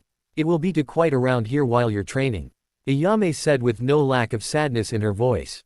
Seeing her sad face, and knowing he couldn't leave her like that, he quickly added, "Even so, that won't stop me from coming by and saying hi at least." Seeing her cheer up a little at that, he quickly smiled back, this time for real. However, after noticing the time over the counter, Naruto realized he need to head home, so with a quick hug goodbye, he quickly ran home to get some sleep before he started training tomorrow, knowing he was gonna need it. -3 weeks later at Dustin's. The last few weeks were very productive. Naruto learned a lot about genjutsu, ninjutsu, taijutsu, smiting, kenjutsu, and fuinjutsu, and it was pure hell. He never felt this tired in his life. From sunup to sundown he was worked to the bone by Jiraiya, Kyuubi, and Dustin. Every day he worked through numerous stretches, exercises both bodily and chakra, different fighting stances and several clone sparring, both of himself and Jiraiya. Along with all of that, Jiraiya had him studying seals and reading up on several fui enjutsu scrolls alongside ones for a select couple of ninjutsu scrolls. That was another thing Jiraiya did when he started his ninjutsu training. He taught him his chakra element, or should I say elements. He still remembered Jiraiya's face. Now that is something he won't be forgetting anytime soon. Flashback 2 weeks ago, to the DeLorean. We find Naruto and Jiraiya currently resting under a tree. In the training field watching several Naruto clones and a few Jiraiya clones working on multiple subjects around them. Having just finished his taijutsu training at the moment, Naruto decided to ask Jiraiya a question that was bugging him for a while. Turning to the perverted sage, he quickly asked, "Hey Ero-sensei, when are you gonna teach me any jutsu like shooting fireballs or making giant water dragons?" Let it be known that even with all that's happened in the last few days, Naruto will still be Naruto. Looking over at his apprentice with a slightly annoyed look on his face, he decided since he would be heading off to Dustin soon, he might as well teach the Gaki about elemental chakra. Getting into what Naruto dubbed lecture mode, Jiraiya started his brief lesson. Alright, first thing why you need to know Gaki is that every person has an element in their chakra network. By that I mean they are naturally attuned to a specific element. Before you ask, the elements are listed as the main 5 chakras 1 in most cases. This is because there are 5 main chakra elements. They are as followed: fire, wind, lightning, earth, and water. Each element is stronger than the one after it and weaker to the one before it, namely saying, fire beats wind but loses to water, wind beats lightning but loses to fire, then comes lightning to earth and wind, then earth to water and lightning, and finally water to earth and fire. So if I had the water element, my jutsu would beat Sasuke Tem's fire jutsu, right? Asked Naruto with a questioned look. Exactly, but that also means you would be beaten by someone with an earth element. And that's mostly if you're fighting using only your elements. As I've been told, you've also fought someone with a second tier element too, right? Jiraiya asked. Seeing Naruto's slightly confused expression, Jiraiya quickly mentioned, what I mean is someone with an element that is composed of 2 of the main 5 feet Gaki. Oh, you mean Haku-chan, right? Naruto asked, realizing who Jiraiya was talking about. Exactly, she has what's called a second tier element, which is when 2 of the other 5 are combined to make a new element. Examples would include the Shadaime's Mokuten, which is earth and water, while your friend Haku's is Hyoten, a fusion of water and wind. Jiraiya stated. Seeing Naruto was still with him, he continued, there is also a 3rd tier, but as of this moment the only user of such an element is the Sandaime and formerly the Nadaime Tsuchikage, which is the dust element. And I don't know for sure what elements make it up, most likely earth, wind, and possibly a 3rd element. So how would we go about learning about my element? And for that matter, how is your element chosen? Is it random or something? Asked Naruto. Well, finding out what it is the easy part. But first I'll answer your second question. As it stands, there are several ways that influence what one's element is. 3. The first is if you're from a clan. Usually every clan has an element closely connected to their bloodline or family. 4. Another method is your parentage. 5. Next is from as your bloodline has to do with it, like Haku's Hyoten. 6. Also there's a very good theory that's influenced by one's birthplace. 7. And finally there are unique cases where a person develops an element from certain factors. 8. Stated Jiraiya. Thinking on the last one, Naruto asks in a low voice. You mean like being a Jinchuriki, right? Seeing the slightly sad expression on his face, Jiraiya just nodded. Trying to get off the subject and lighten things a bit, Toad Sage quickly gets back on track. Anyway, how these factors led to one's element is through the following. For the clan case, the Uchiha is a good example. They are naturally attuned to the fire element, that's why by graduation your teammate already knew at least one. In the case of parents, that usually has to do with if say your mother was a water nature, then there's a good chance you would inherit the same element. I already explained Haku's case, so we'll skip that one. The one on birthplace usually implies that you would gain an element from living in a specific area. In our case, the most likely element that comes in Konoha is fire. Finally, like I mentioned, those of unique situations, not just Jinchuriki, can gain a different element. Taking a quick breather, Jiraiya drew out of a pocket in his pants 2 small slips of blank paper. After handing one to Naruto, Jiraiya started up again. Now how one learns what their element is the easy part. What we use is this unique paper. It's created from trees that are fed chakra during their growth process. Then all that one needs to do is push a little of their chakra into the paper and, bam, that's it. I'll show you to fully understand. Holding up his paper, Jiraiya pushed a little of his chakra into it. What happened next surprised Naruto a bit. The paper started crumbling up really quickly, and as the bits hit the ground, burnt up into a small pile of ash. Quote, "What you just saw is how one's chakra element is shown. In my case it's earth and fire. My main element is earth followed by fire. Each element has its own response via the chakra paper. Earth crumbles to bits, fire burns the paper up. Water soaks the paper, lightning crinkles it up, and wind cuts it in half. No, you try." Hearing the go-ahead, Naruto holds up his paper and pumps in a little chakra. What happens next surprised both shinobi. Naruto's paper not only cut in half, showing his main element to be wind, but cut into pieces followed by the same pieces burning into ash. What made the last part shocking is that it burned up near instantly after the first cut. Not understanding what happened fully, Naruto turned to Jiraiya only to see him in a corner kneeling over in depression. How is it possible? Not even I had two elements at his age. Or one that strong. It's not fair, said a depressed sage. Still a little confused, Naruto only looked on while scratching the back of his head. Flashback end. After Jiraiya got a hold of himself, he went on to explain that the reactions he got from the paper meant his affinities were not only for wind and fire, but that his affinities were far stronger than anyone his age should have. From then on, Jiraiya focused on training him in his fire element, since it was the one he already mastered himself. He knew the training for wind but only had Naruto focus on that a little. Figuring he could train in that element after the exams when he has more time. Getting back to the present, Naruto looked down at his current project. His armored gauntlet. It was already late in the night, but he was already getting near the completion of the glove part. After he finishes this part, he can focus on the wrist part, then all that's left is the arm and connecting all three pieces. Once that's down, Kyuubi's plan is to infuse the armor with a large combination of seals.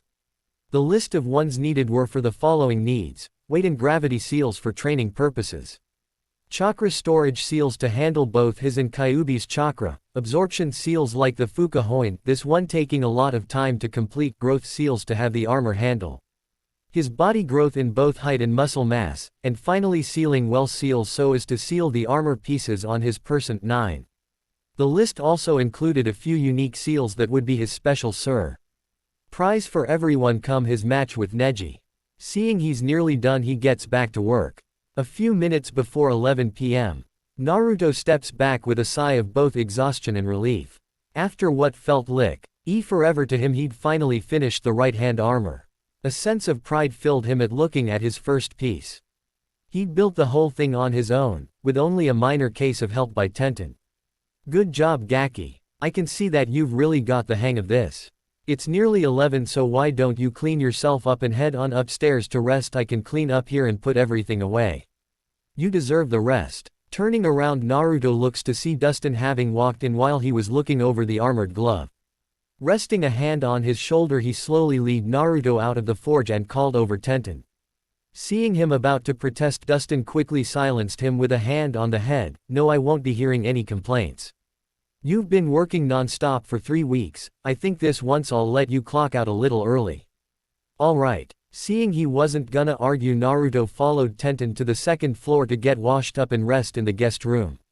This had become a bit of a habit of Naruto's since he started working on the armor. He'd work so hard and lose track of time only to be far too tired by the time he's done to be able to walk home. So Hitomi, Tenten's Ka-san, started all but orking Naruto to staying in their guest room when he proved he couldn't walk more than a few feet before nearly falling down out of exhaustion.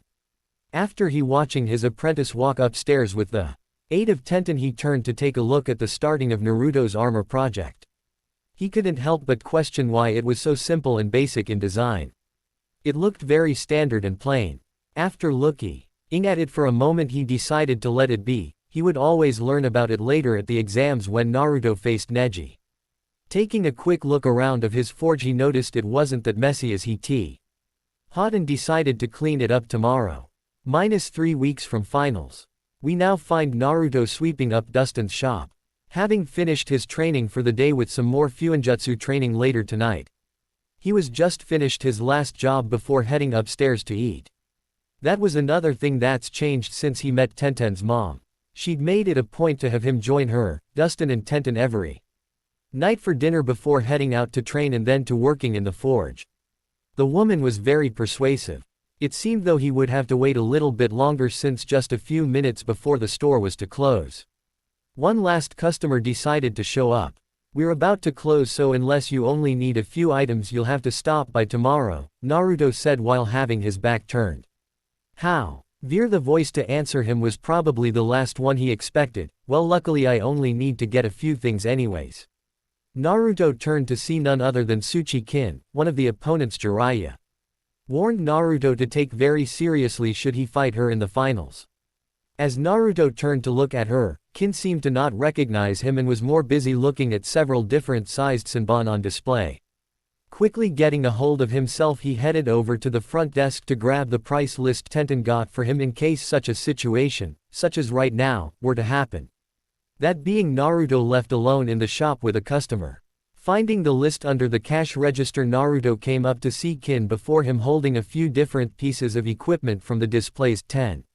For a second Ing came out of her mouth only to drop everything on the desk to step back and point at Naruto. This was quickly followed with a shout of, "You!" from Kin. Deciding to be a bit of a smart ass for once, Naruto replied in a deadpan voice. "Yes, me. No, are you planning to buy all this or stand and point at me till closing?" Realizing she's making a bit of a fool of herself, Kin quickly collected herself and said, Yeah. I need 2 dozen of the heavier sanbon and 4 dozen of the smaller size. I also need 25 kunai and 30 shuriken. Alongside that I'll need about 10 yards worth of ninja wire. Finally, new holsters for all 4 weapons. Seeing she was back on track, he checked everything over the list. Adding it all together, he replied, "Okay, altogether that comes to 7,085 ryo." Double checking his work, he quickly reached under the desk to grab the required pouches she asked for. He was once again interrupted by Kin's next question, "Why are you working here? Aren't you a shinobi of this village?" Looking at her as he placed the pouches on the table, Naruto answered, "Well, I am in the finals like you, I can't exactly go on missions right now. So I work here to get a little extra money during my breaks in training. Now are you gonna pay?" Realizing she hasn't done so, she quickly grabs her ryo from her pocket and counts out the required amount. Paying Naruto, he hands over the pouches and assorted weapons she purchased. Gathering her new equipment, she goes about storing everything away. Seeing her getting herself squared away and most likely to leave shortly, Naruto went back to sweeping up the floor so he can clock out and join Tenten and her parents for dinner soon. However, as he's finishing up, he looks to see Kin still there and looking at him. Noting her slightly apprehensive look, Naruto speaks up. "Is there something else I can do for you?" Deciding that since he asked and she can't seem to leave, she decides to ask the question she's been holding in since she walked in. Quote, "Why did you allow me to buy anything from here?"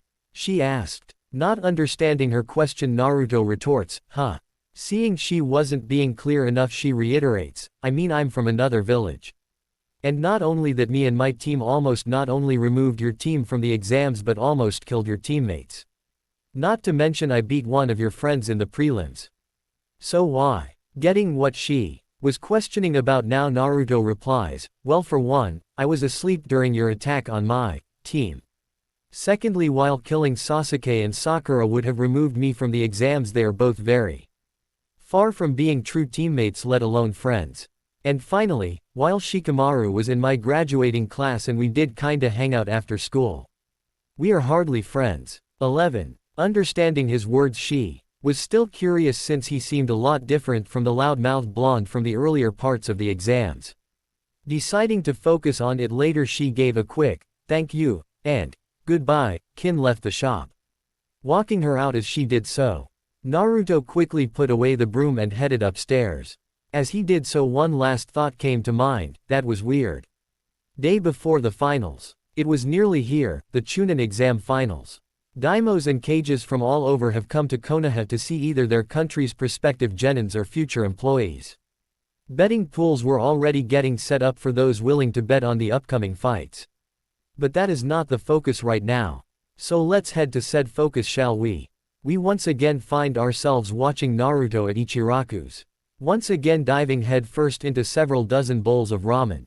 Having been denied any of the delicious noodles for over a month, Naruto was quick to enjoy every last drop as he gorged on his favorite dish. After finishing what seemed like his 50th bowl, he looked up to see not only Ayame and Kyuki looking on but his current eating companion Yugito.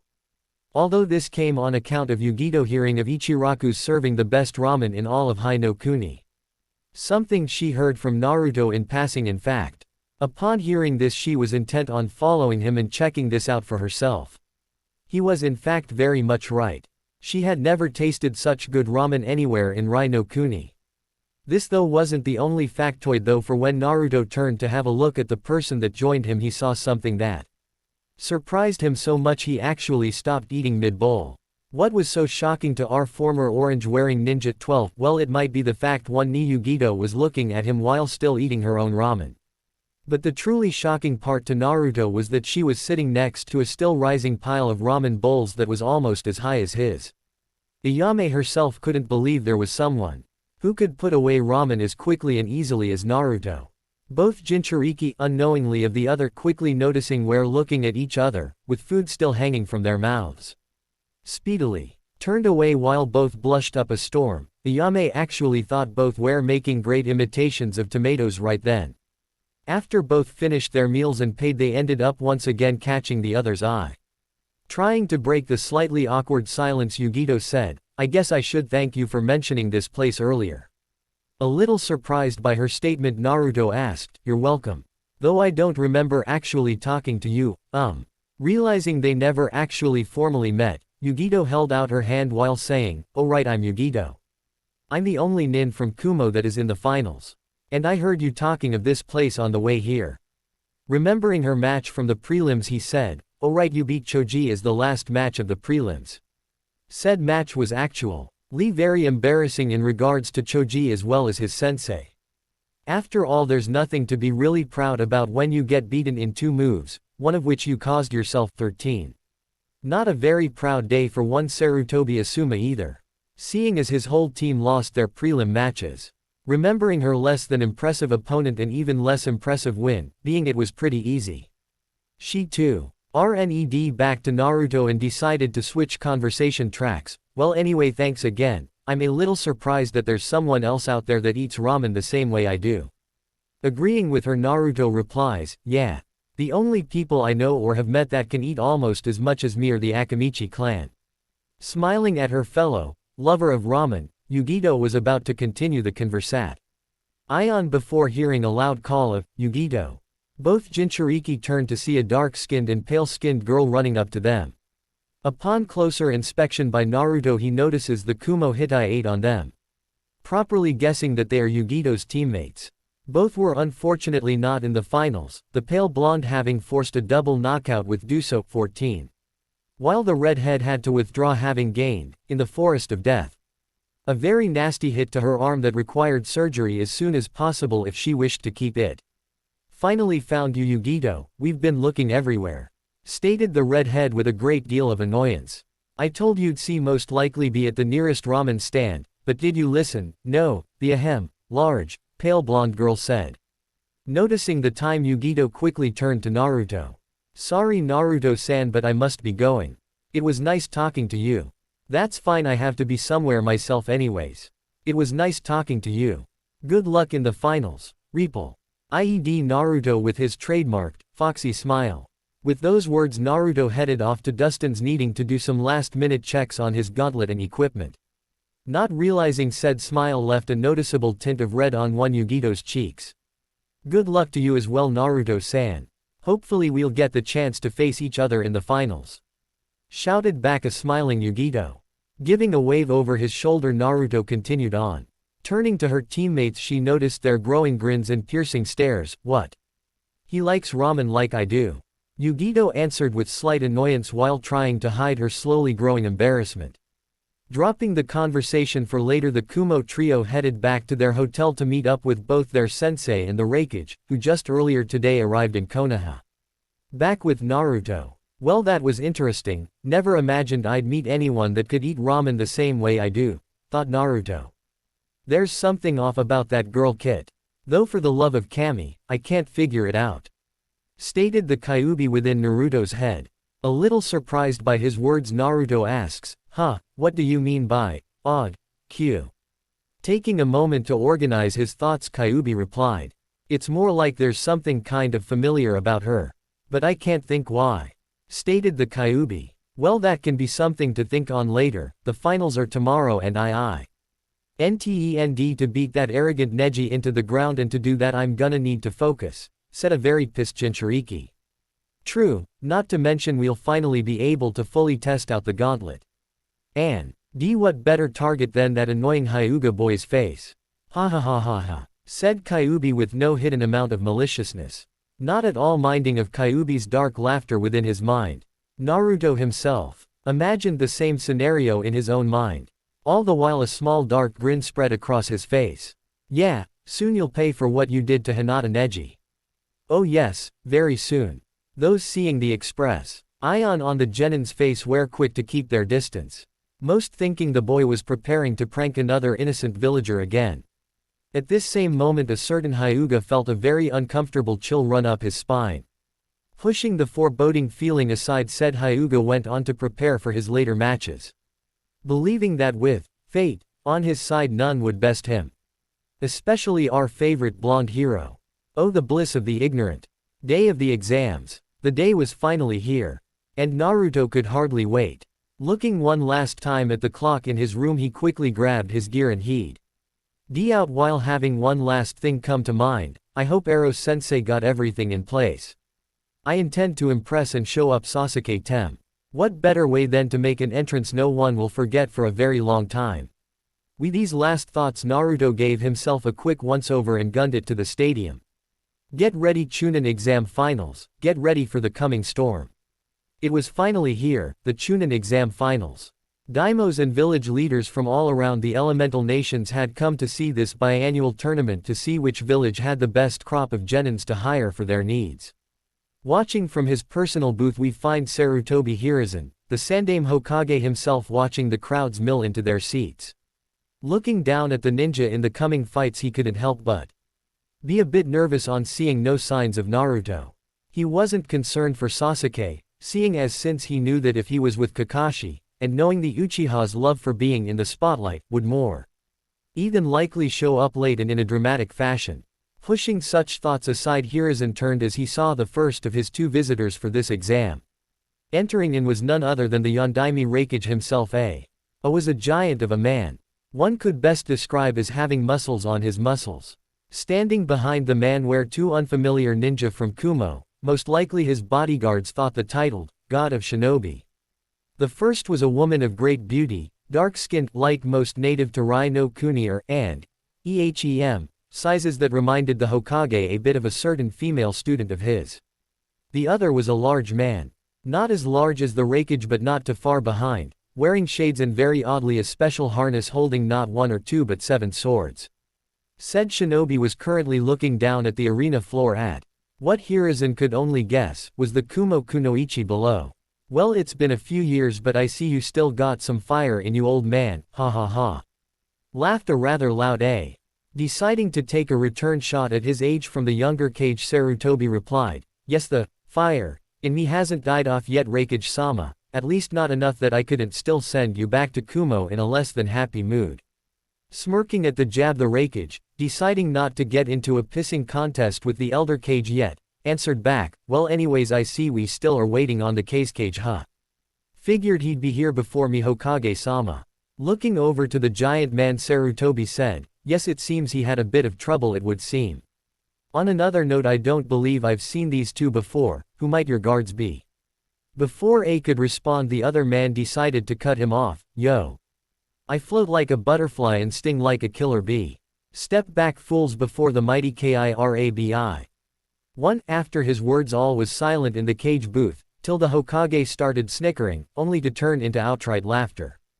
Ha ha ha ha ha ha ha. Quite an interesting young shinobi you have there, Raikage-sama, said the Sandaime.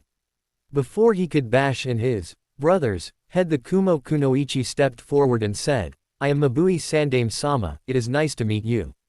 Said Mabui, then finished with a small bow while still keeping a serious expression on her face. Nodding at the young woman's politeness and respect, the Hokage replied, "Nice to meet you as well, Mabui-san."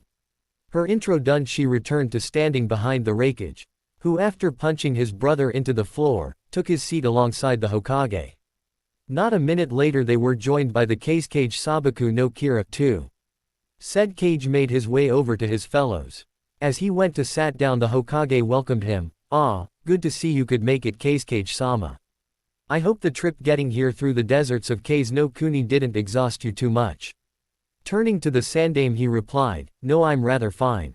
I thank you for asking, though it's probably good that the exams were not held in Suna or one of the other 5 this year.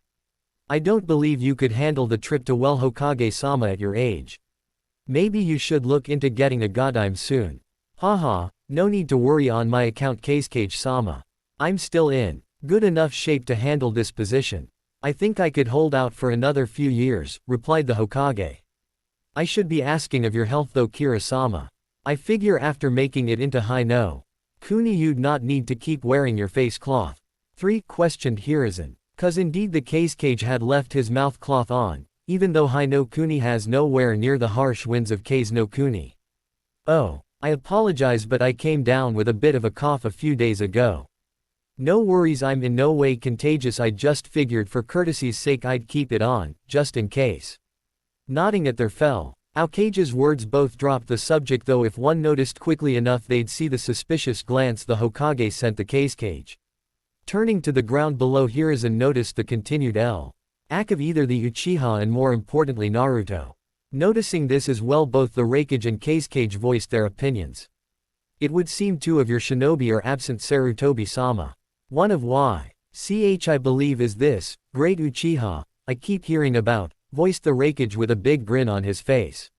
"I was assuming the boy would be here, after all he is set to fight my youngest son after a LL, stated the Kage while sending a side glance to the Hokage. "My apologize, but unfortunately dear Sasuke-kun was trained by Hitaki Kakashi over the 2-month-long period. It would seem he has picked up one of Kakashi-kun's less appropriate traits, his lateness," said the Hokage with some measure of annoyance. "As for the other shinobi missing, that would be Naruto-kun, and I have word from his sensei that he will be here on time. He just wants to make a bit of an entrance.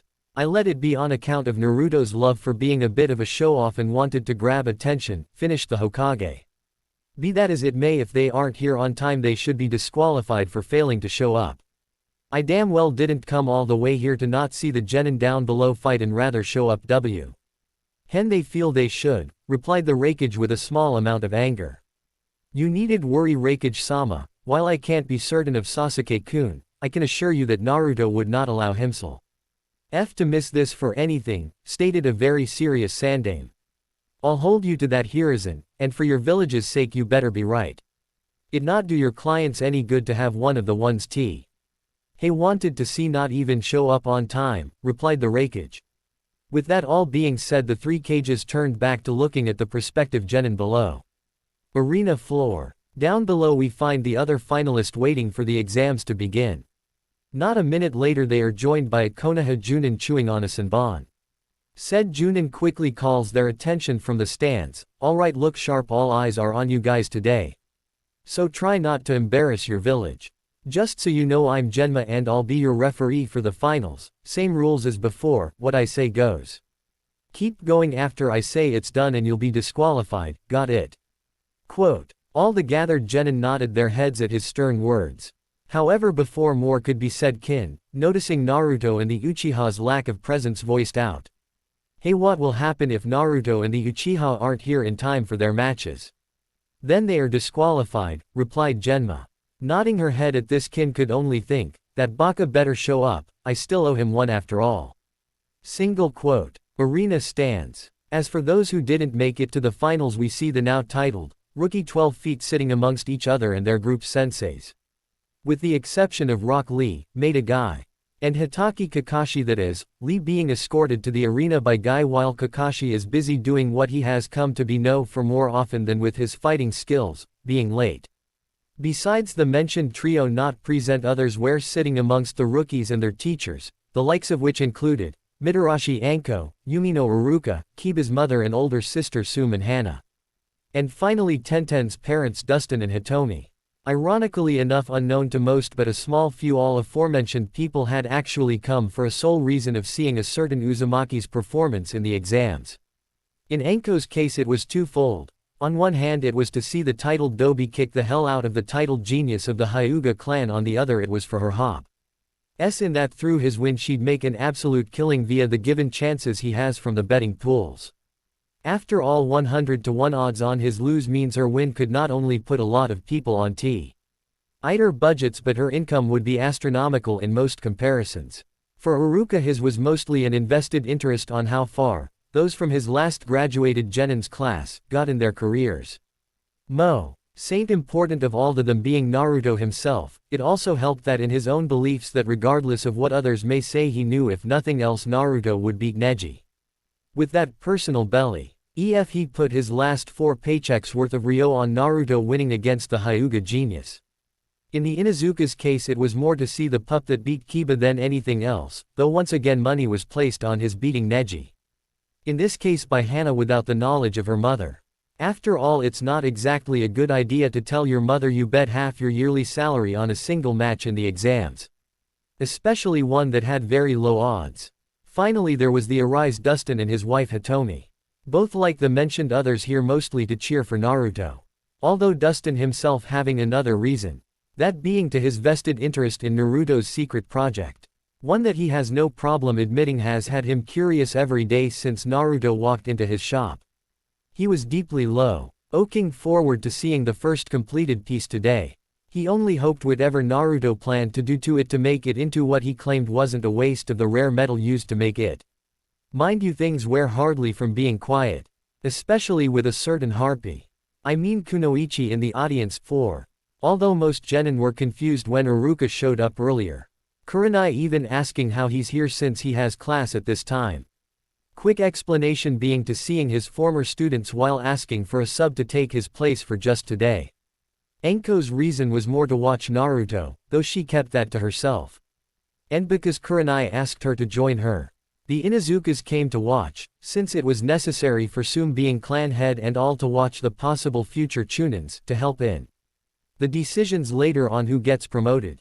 The Arise were there for personal reasons and stated nothing more, with only Tenten being any of the wiser on that matter. Noticing the blonde Gaki's absence Enko was quick to voice it. Figured the orange Gaki be here by now. Hella even expected him here early if for the simple fact he was really intent on shoving a kunai up the Hyuga's ass from what he did in the prelims. Nodding more at her friend's statement than her crass words, Kurenai was quick to follow up, yes, I was expecting the same. Hopefully he hasn't picked up his sensei's lack of respect when it comes to showing up on time. Hearing both women's words, Hitomi turned to them and answered what was on most people's minds. I wouldn't worry too much, Enko-san, Kurenai-san. Naruto is here. He just wanted to take care of some personal business first before making his entrance. Noticing most everyone in their section looking at her with questioned looks, Ino decided to voice her confusion at the former statement. Not to be rude, but who are you two? And how do you know Naruto? The inner gossip in her demanding to know their connection to her former classmate. Speaking for her parents, Tenten says, oh, they're my parents, you guys. They, alongside myself at times, run the Arise Smithy. As for how they know Naruto is because he's been working at our shop during his breaks from training over the last 6 weeks. A little shocked at this bit of knowledge, Sakura was the quick to reply, but how can that be? Naruto Baka doesn't know anything about smithing or running a shop. Feeling the need to defend her newest friend, Tenten answered back, of course he didn't, but that's why we taught him how.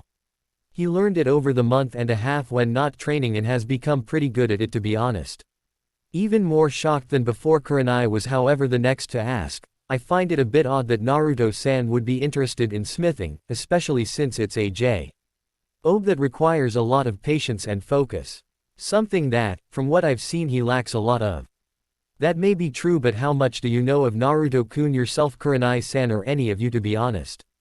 Have any of you personally asked him of his interests outside of his love for ramen and wanting to be Hokage? 5. Asked Hitomi with a well-hidden sly smile on her face. Many, realizing that the why indeed didn't know much about him, stopped any responses or questions for that matter from being voiced. Noticing the end of their questions, for the time being, Dustin and his family went back to watching the field below to wait in patience for Naruto entrance. After all, if they learned one thing about Naruto for all the time he spent with the Arise is that he likes to do things in a unique and it's sometimes unorthodox way. They would realize how right they are very soon. Cage's box. Well, I believe everything is good and we can begin, said Sarutobi. Standing from his chair, the Sandaime walked forward to address the audience. Performing a quick voice-enhancing jutsu, since at his age he wouldn't be able to naturally raise his voice, he spoke, "Thank you all for coming to the biannual Chunin exams. We hope those that have come will enjoy the performances of the coming matches. With that being said, may the Chunin exam finals begin." With his piece said, Sarutobi Hiruzen returned to his seat. Just before any more could be said amongst the cages, a voice cut in from the doorway. "Well, I see I'm not too late." In entered one Jiraiya the Gama Sanin. Seeing his former student present, he quickly said, "Ah, Jiraiya-kun, I'm glad you could make it." Nodding at his sensei, Jiraiya turned to the two visiting cages. "Nice to see you to sensei, and to you as well, Kage-sama, Raikage-sama." Before either cage could voice a comment on the Toad Sage's appearance, from below they heard Genma's voice shout out, "Will Uzumaki Naruto please come down to the arena floor, you have 5 minutes before being disqualified." Noticing his sensei's worried look, Jiraiya quickly grabbed his attention. "Don't worry sensei, Naruto will be here.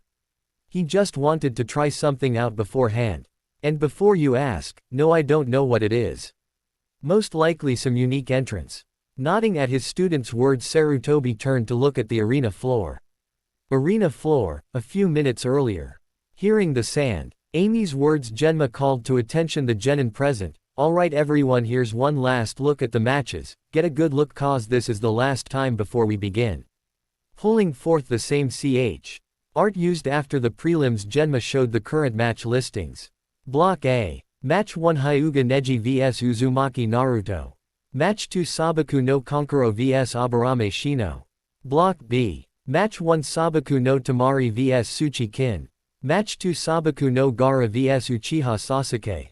Yugito will face the winner of Match 1 in Block A. Looking the match listings one last time, Genma then took down the paper and put it away. Following T's action, he spoke up for the crowd and participants. With the exclusion of Hyuga Neji and Uzumaki Naruto, would the other competitors return to the fighters box up above so that we can begin the first match of the day? Hearing his request, all but Genma and Neji went up the stairs leading to the stands, leaving only the two to wait for Naruto to show up. After waiting for a few seconds, Genma shouted out, "Would Uzumaki Naruto please come to the arena for your scheduled match?" Looking around and still not seeing him, Genma spoke up once more, "If Naruto does not show up in the next 5 minutes he will be disqualified." Hearing this, Neji had his own thoughts on the matter, so it seems fate is right. "As for all your brave words, you don't have the courage to show up on time to face me, Uzumaki." As time wore down, the crowd became restless and started yelling. The few that came to see Naruto started to worry for him taking so long. It finally came to a head when Genma shouted out for one last time, "It seems Uzumaki Naruto has no showed." With that in mind, Hyuga Neji, via disqualification, is the boom. Asterisk. Before more could be said, a large explosion went off near the other entrance to the arena floor.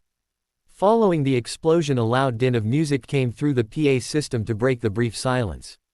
"Play Goldberg's second WCW theme music." Just as the music started picking up, smoke started billowing out of the entrance. Soon as the smoke started to fade, one could just make out a figure in the smoke clouds.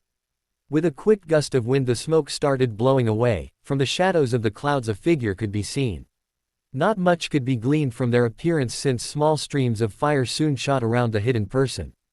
As the fire continued to spew around the man, as his figure clearly showed his gender at this point, he started to slowly march through the fire itself. As the man came into view, without a single burn or hint of fire on his clothes, many soon recognized the man to be none other than Uzumaki Naruto. However, this was not the same Naruto most present knew of. Instead, before them was a warrior, a man who could easily be seen to be here for one reason alone. Not for a promotion, not for a chance to prove Konoha more superior than Suna or Kumo, or even to show off his skills. No, this Naruto was here for one thing and one thing only, to beat the Holy hell out of Neji and make him pay for his actions to Hinata. Nothing more, nothing less. But what gave this impression to those who knew even a small fraction of Naruto's attitude and mindset? Well, some saw it in his eyes. But most saw it in his new look. Gone was the trademark orange jumpsuit of Team 7's Uzumaki Naruto, and what now stood was the Naruto trained by Jiraiya of the Sannin, and secretly the Kyuubi no Kitsune. First, in replace of his standard shinobi sandals, wear jet black boots 6 with red lining going all over them. 6 gone was his overly bright orange pants, and in their place was black GI pants. 7. A heavy utility belt held up his pants, one that would make Batman glare in envy.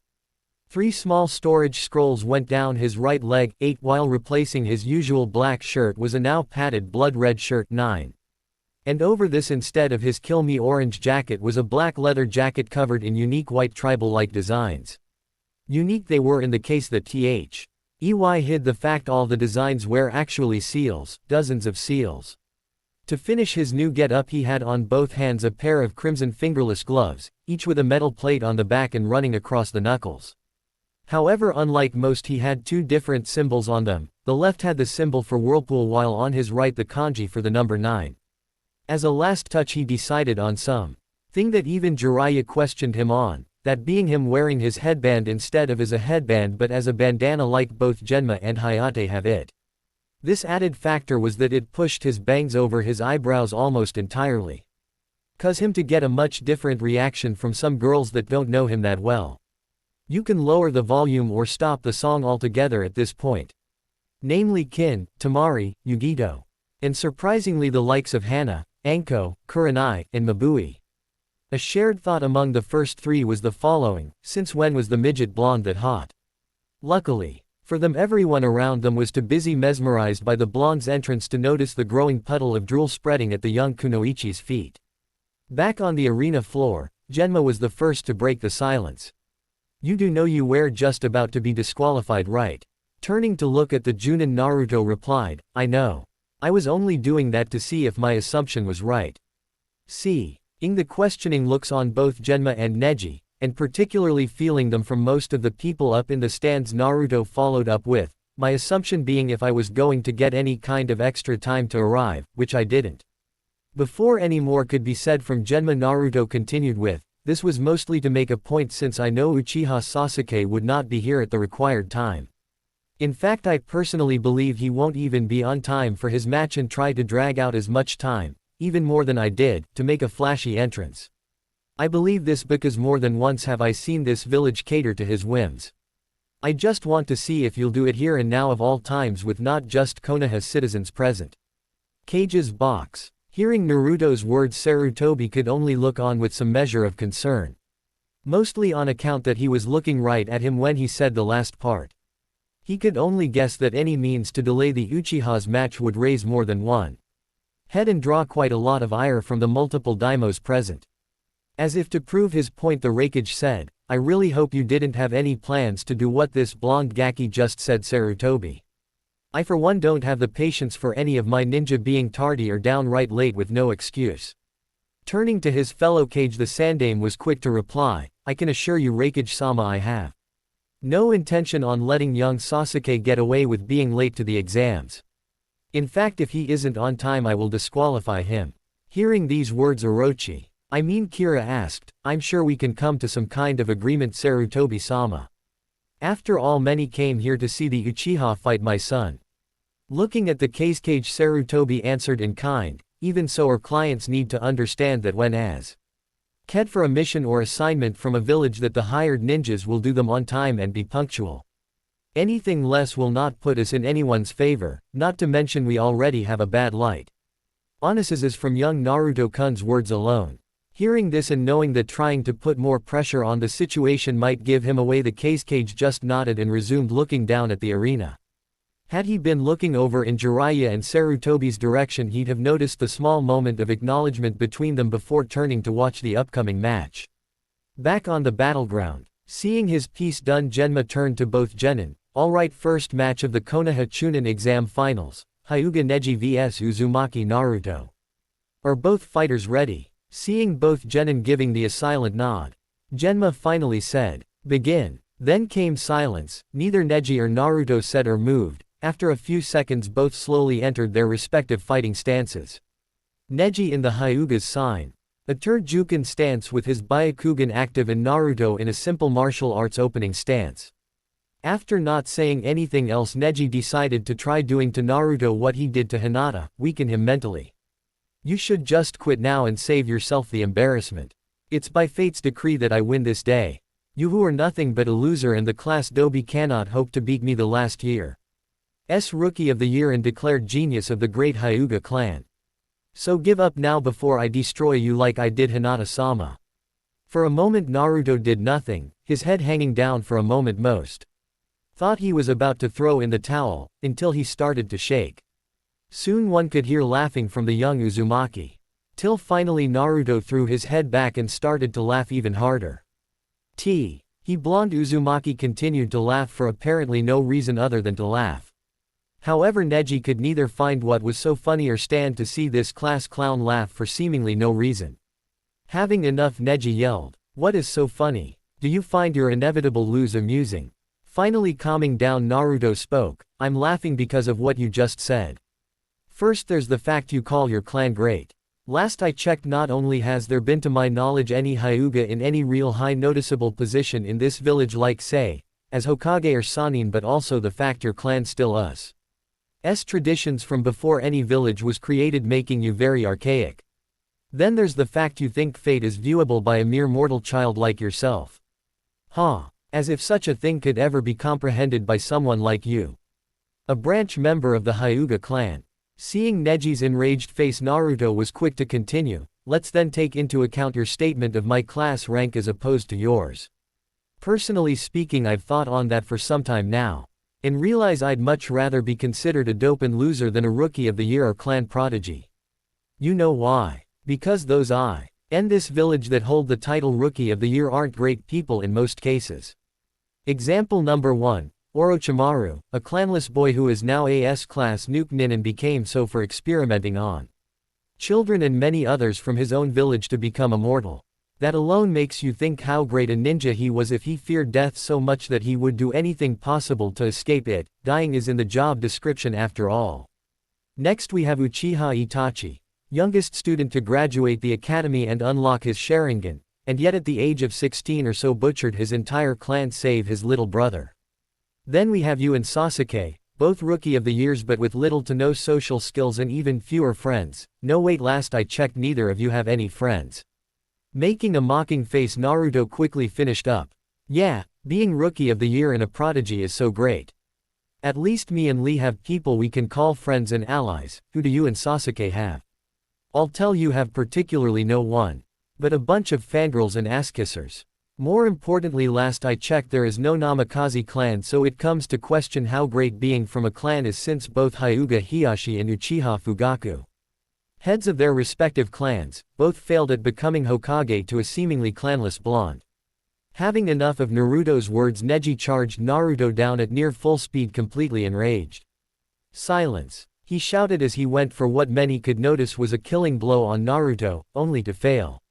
Yes, even at full speed Hyuga Neji, Rookie of the Year entitled, strongest genin in the leaf, missed hitting the titled, Dobi and class clown. Well, to be fair, he didn't actually miss, to be more precise he actually was blocked. Nearly everyone looked on with utter amazement and shock. Uzumaki Naruto, the claimed failure and loser, had caught Neji's fingers, just mere inches from his heart. Using Neji's shock to his advantage, Naruto quickly pulled him in close and had Neji kiss his knee, hard. Letting Neji go, Naruto stood stock still as Neji collected himself. Still surprised at what the supposed failure accomplished, Neji decided to calm himself before starting on the attack again. Seeing his opponent still standing still after their first clash, Neji took a moment to study his stance. Seeing no true fighting stance or visible taijutsu moves available in his enemy's position, Neji once again charged Naruto head-on. However, to his, and everyone else's, surprise, Naruto dodged every single strike sent his way. More importantly, and to Neji's own frustration, he was dodging in a way that seemed almost like he was not even trying. As if to drive this home more so than before, Naruto quickly followed up his last dodge by stepping into Neji's guard and grabbed both his arms during mid-attack. To add insult to injury, quite literally in this case, Naruto drove his knee for the second time into Neji's face, once again quite hard. Releasing Neji again, but this time with a well-timed throw. Naruto stayed in his place while Neji nursed his now slightly bleeding nose. Breaking Neji from his slight disbelief at being struck a second time and having landed no blow of his own. Naruto spoke up again, "Well, ain't this a surprise? The Dobi has struck you not once but twice, and I've done so with no injuries of my own. Obviously your clan's vaunted Jukin isn't as grey as it seems, since you couldn't stop either hit." Enraged to the breaking point after that last comment, Neji tossed several kunai followed by charging Naruto a third time. This time he was met with more success. Dodging all of the kunai was the easy part. Moving to dodge Neji's next barrage of Jukin strikes was another story. A minor, but near fatal, mistake came in the form of Neji striking Naruto near his upper arm. This blow forced Naruto jump backwards to try and make some room for himself. Unfortunately, this was what Neji wanted. Entering a stance that confused some but shocked the ever-loving hell out of his uncle Hyuga Hiyashi, Neji shouted, "Hake Rokuji and Sho." Striking with more speed than before shown, Neji followed his call with 2 palms, 4 palms, 8 palms, 16 palms, 32 palms, 64 palms. Following each yell, Naruto received every strike, only barely maneuvering himself away from the more deadlier hits. 10. Backing away slightly, Neji looked on as his adversary fell backwards a few feet from the combined blows. Putting an arrogant smirk on his face, Neji proceeded to mock his assumed defeated foe. "Do you see now? You are garbage and a loser, just like Hinata-sama. You will never be able to compete with the likes of me or those chosen by fate to rule over those that aren't." Turning to the Senbon chewing Junin, Neji said, "Call the match, Genma-san." He isn't getting back up. As he said this, he turned to go back up the steps to the contestants' booth. Sadly for Neji, he forgot one thing: don't make assumptions. 'Cause they have a tendency to make an ass out of you and me. In this case it's just Neji though. Only to hear that annoying voice speaks back, "Hey, where the hell do you think you're going?" Slightly surprised, Neji turned back to see Naruto slowly, but surely, standing back on his feet. "If you think for one damn second that we are done here, then you are damn wrong." Annoyed by his opponent's refusal to back down, Neji exclaimed, "Why won't you just give up? I've closed all of your most needed and important chakra points, not to mention shut them down. You have no means of using your chakra anymore. So why do you still stand? Because unlike you, who would rather roll over and accept your lot in life, I fight to change and control mine," shouted back Naruto. Giving Neji his best stare down, he quickly cut him off from saying any more. "I still owe you for what you did to Hinata after all." Hearing his reason, Neji was quick to reply, "Do you even know why I did that to her?" Cutting Neji off again, Naruto yelled, "No, I don't. But knowing you, it's a stupid and piss poor excuse to nearly kill her." Sick of the Uzumaki's words, Neji decided to air his issues and the Hyuga's dirty laundry to the crowd. Telling Naruto of the failed Kumo kidnapping of Hinata at age 3. And how to protect the Byakugan and keep from starting another war. They sacrificed his father, Hiyashi's twin brother Hisashi, in Hiyashi's place. Hearing Neji's side of the story, Naruto decided to give his opinion. "You are one of the dumbest SOBs I've ever met. You blame Hinata, of all people, on something that she had no means of causing or stopping. She was 3. How the hell would a 3-year-old handle a fully trained and experienced Junin?" shouted Naruto. Scowling at his logic being questioned by Naruto again, Neji decided to end this. "Since you won't back down, then I shall put you down." Charging one last time to finally end this battle, Neji didn't notice, until it was too late, Naruto's smirk. He just barely caught him saying, "Fool," before he released a massive chakra wave. Said wave sent Neji flying backwards a couple of feet, only to look back at Naruto and see him hold his right hand in a fist in front of his face. "Thanks for giving me the extra time to do this, Neji. Time to show the world my newest power." Play Kajayaki from Kamen Rider Hibiki. Focusing what small amount of Kyuubi's chakra he could grasp, Naruto coated his right fist in it, causing he kanji for fire to glow on the back of it. Soon his entire right fist was covered in crimson-like flames. Bringing his down, Naruto called out, "Yoko Ichi." Many from Konoha hearing this call started to panic, thinking that the demon was going to call forth his power. Thankfully none voiced these thoughts, too surprised at his actions up to this point. Those that knew of Naruto's personal project going into the finals edged closer to finally see the gauntlet he built over the 6 weeks. Back to Naruto, at his call flames grew to encase his entire right arm from the tips of his fingers to his elbow. Lifting his arm back up till it was from elbow to fingers pointing straight into the sky, Naruto finally gave one more yell and swiped his arm downwards in a chopping motion. Said action dispersed he flames over his arm to reveal his arm now covered in armor. From aforementioned finger to elbow his entire arm was armored in a red armor, all 5 fingers were clawed in a blood-red metal, his hand and forearm were encased in a more standard red-colored steel, 3 spikes jutted out from the sides of his forearm on each side. Around his elbow a large spike went for about a few inches over it. Right next to the elbow spike was 2 more slightly thinner and shorter spikes colored a light orange in a scissors-like position with the elbow spike in between. Finally on the back of his hand paw, artially in the armor, was a large deep blue orb. Said orb briefly flashed the kanji for one it before disappearing. 11. Holding out his new armored arm, Naruto turns to Neji, and much to Neji and every other Hyuga present, noticed that all of his chakra points were open. Stuck temporarily speechless, Naruto decided to introduce Neji and everyone to his newest toy. Allow me to introduce you, Neji, to my new armor. It's not finished yet, but that's fine for now. The right gauntlet will be enough. Say hello to Kurama. And goodbye to your last chance at victory, cause as of this moment Naruto raises his gauntlet and waves in front of his face, you can't see me. 12. That's for today, and please link below description, join my Patreon.